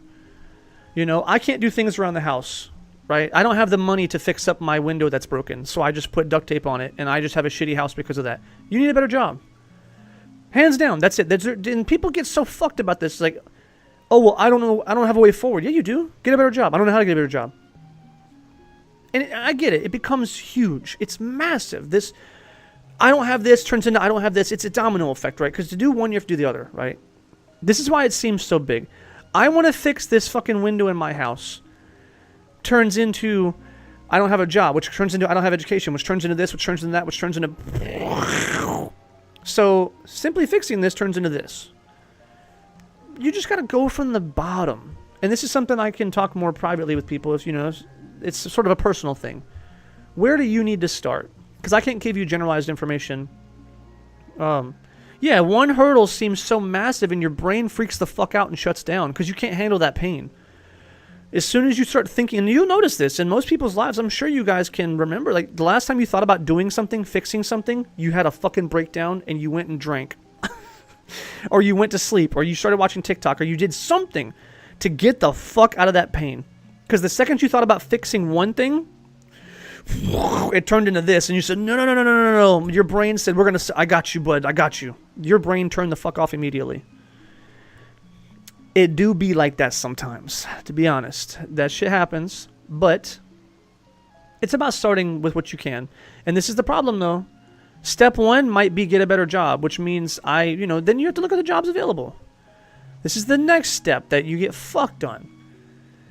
I can't have the job I want. No, you can't. Get fucked. Nothing you can ever do right now in your life is going to give you that job tomorrow. There's nothing. You can go suck dick and maybe you'll get the job. Go find the boss, try and give him a little reach around. I don't know. You're probably not getting that job tomorrow if you don't have the skills, you don't have the education, you don't have the transportation, you don't have that, right? So to say, I want to work here, I don't have a car, I can't get there. I can only work in my local town because I have to walk or ride a bike. Okay. Shut up and start saving for a car.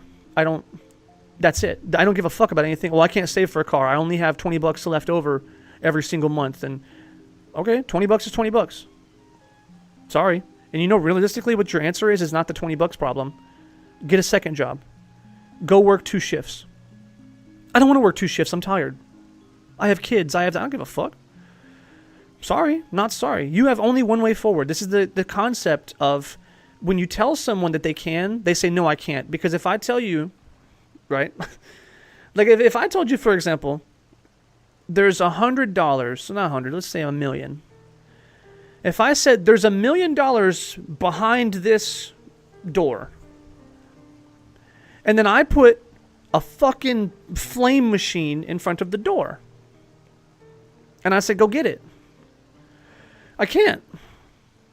What do you mean can't? The door's right there. I'm going to get burned. I can't go that way. Why don't you just make another door? I just need this other door. See that guy? That guy went through a door that was just opened. He just get to open the door for his $1 million. I need to go through that door. Well, I'm sorry, you don't get that door. This is your door. You want your millions, it's through this door. That's the only way you're going to get it. Well, that's bullshit. I just don't have. I can't have. I'm not going to have. I'm just not going to have. I can't have. And you sit there and stay in the fucking empty room. Let's call this an empty room that you're stuck in. The door has all your life you want. That's it.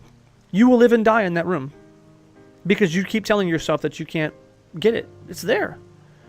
It's not fair his door is like this. It's not fair her door is like this. It's not fair they got. I didn't, I don't have education, I'm poor, I don't have a car, I don't have. I don't give a fuck. Because the truth is you don't. That's the truth. You don't have. So shut the fuck up and look at what you do have. You have the ability to get 2 jobs for 6 months, to get a car, to quit that job and go get the job you want. You have that. You have that ability 100%. You don't want to do that. So shut up. And I'm not saying that to put somebody down, to be mean to them. It's because this is it. This is all you get. This is your life. Sorry. There are motherfuckers in wheelchairs playing basketball. Did you know that? Did any of you know that exists? Yeah, that's it. Or getting, deciding to make a firefighter suit out of scraps. Well, I don't have that. You have to make it. And maybe you still get burned. You make this firefighter suit out of fucking scraps. And it still burns you, but you just make it through the door. You just barely scrape through the fucking door and you get what you want. And now you're living in paradise. If that's all you have, it's all you have. Why do you think that motherfucker is playing like about the basketball? You think that people come sitting there in a wheelchair complaining, I can't play sports, I can't do this, I can't do that. I'll bet you the motherfuckers playing that wheelchair basketball would smack them in their mouth, dude. They should. They did it. They go play sports, they go have fun, I'm not gonna fucking bring them down. They're not gonna sit there with I can't, they're gonna say I can. Here's what I can do. Here are the options available to your life. And you know what's funny? I'm going to tie this to video games. I'm going to tie this to video games, fighting games. Fighting games are one of my favorite genres. I've been part of the FGC for a long time. And fighting game players are a bunch of fucking bitches, and hopefully they can learn something from this. How many times have you seen a fighting game player, or just any player in any game, but I think FGC struggles a lot with this, pick up a game, try to do something that works in a different game, and get pissed it doesn't work, right? Oh, this is bullshit. Why isn't this plus on block? This should be plus on block. It was plus on block in the last game. I don't fucking know. It's not. Shut up. You will listen to these people complain and bitch and bitch and bitch and bitch for years. My character sucks. My character can't do this. My character can't do this. Your character gets this. My character can't do that. My character can't. My character can't. My character... Shut the fuck up and stop playing that goddamn character, or get the fuck over yourself. Like, god damn. Your character does what your character fucking does. You are a fucking paraplegic. I think that's the one that has no legs. Maybe it's all four. But that's quadriplegic. Yeah, you are a paraplegic. You cannot fucking walk. But you can go play basketball. Shut the fuck up. It sucks. I get it, dude. It sucks. Fuck, man. The pain every day of just wishing it was different. Fuck, man. I feel for you. I did wish my life didn't suck so fucking bad. Like, if anybody's watching this and thinks like, oh, you would understand, you have no fucking idea the shit I've been through in my life. Not even fucking close. You could never understand. I don't need you to. I don't want you to. Because the exact message I'm telling you is the exact message I'm living right now. I don't give a fuck what cards you were dealt. You know, the life gives you lemon, make lemonade? Fuck that. That analogy sucks dick, and it's been just poorly represented throughout the years because they use it in context where it doesn't matter, and nobody really gets it. No one understands it. That's the same message, but here's a bit better understanding of what I've been describing is, you know, nobody cares. This is what you get. It's your life. You have a choice to live, maximize, find your potential, or just die. That's it. And I don't say die. I'm not telling you to commit suicide. I'm just saying that you will die. Your mind will give up. You will die. You'll live the most miserable life. Hell on earth. You want hell on earth? Keep bitching about a fantasy land that's not real and stay in the fucking cycle you've been stuck in. The only way forward is to accept what is and then start doing better. That's it, man. Like, so I think I'm going to close with that. I think it's a good way to close.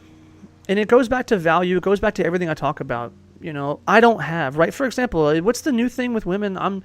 You got to be 6 foot, 100 grand, and this, and big dick, and be nice to me, and communicate, and... Okay. You keep saying that. And that's hurting a lot of guys' feelings, right? Because they feel like they don't have value. It just goes back to this. I don't care if you have that. Some guys have that and their life is easier, you want to say. Well, get fucked. You don't have that. What do you have? Maximize what you do have. Find your life. You can't live his life. You have to think about it. That's what you're asking. I want to live his life. I want to live her life. She's just so lucky. She has nice titties and ass and this beautiful face and all this, and I'm just some garden troll, and I just don't have that beautiful face, and I have blemishes, or my hair's not as... Give a fuck. Shut up. Go live your best life. You can't live her life. You can't live his life. Live your life to the best of your abilities. And that's it. Let go of what you can't control. That's a good message, you know? If you can't change it, then shut the fuck up. If you can change it, you have a responsibility to change it. Not just sit there and complain about what you wish you had. Because half the time, too, what you wish you had, you could have. That's what's fucking crazy. That's what's crazy. This person right here lives in a shoebox, unemployed, forever single with no prospects. They wish they had all those things. They could have them. I don't feel sorry for you. I don't feel sorry for you at all. I can relate to you. I can empathize with you. You know? I can empathize with you. I can understand that shit sucks.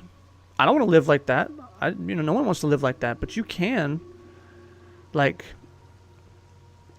yeah, you've done what you can. That's it. You know? And that's all you can do.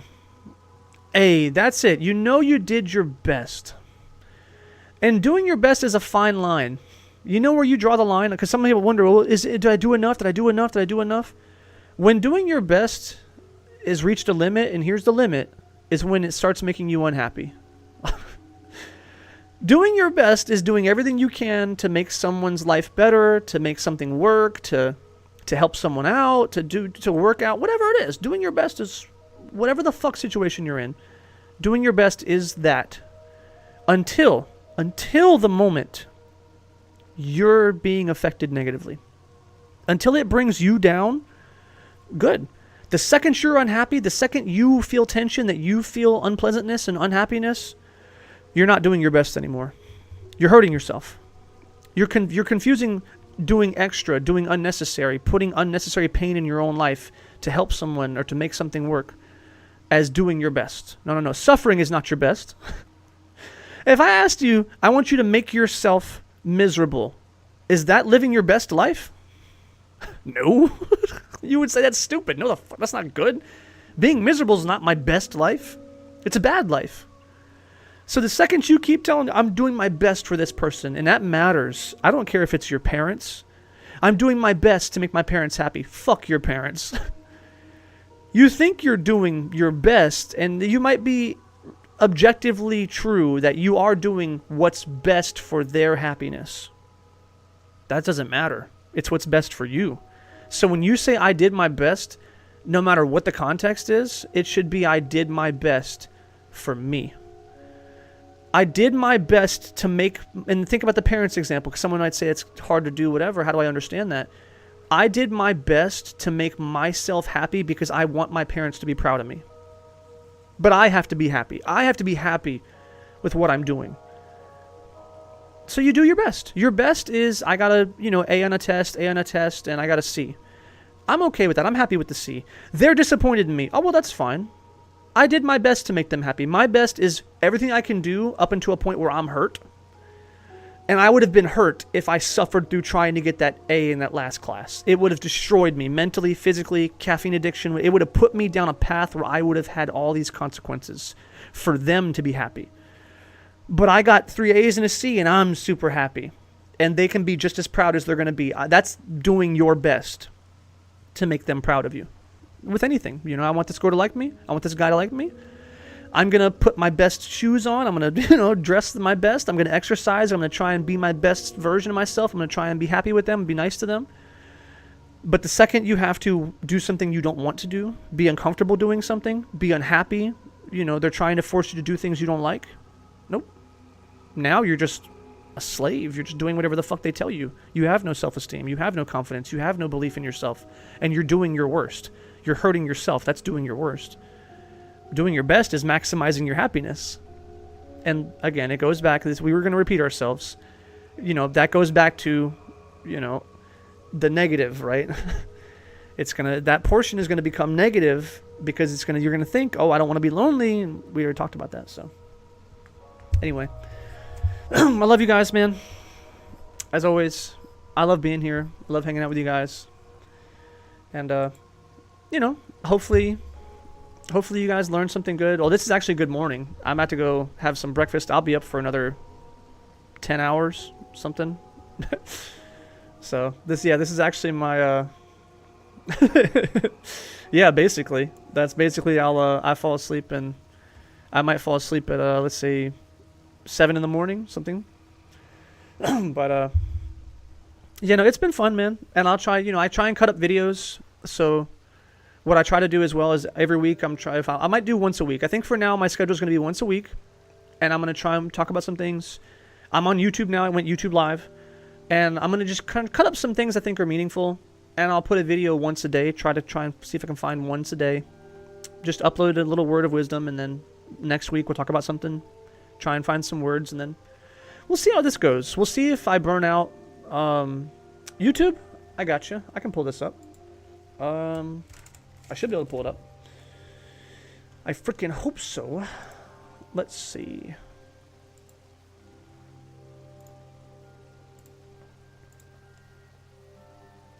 Oh, you know what's funny?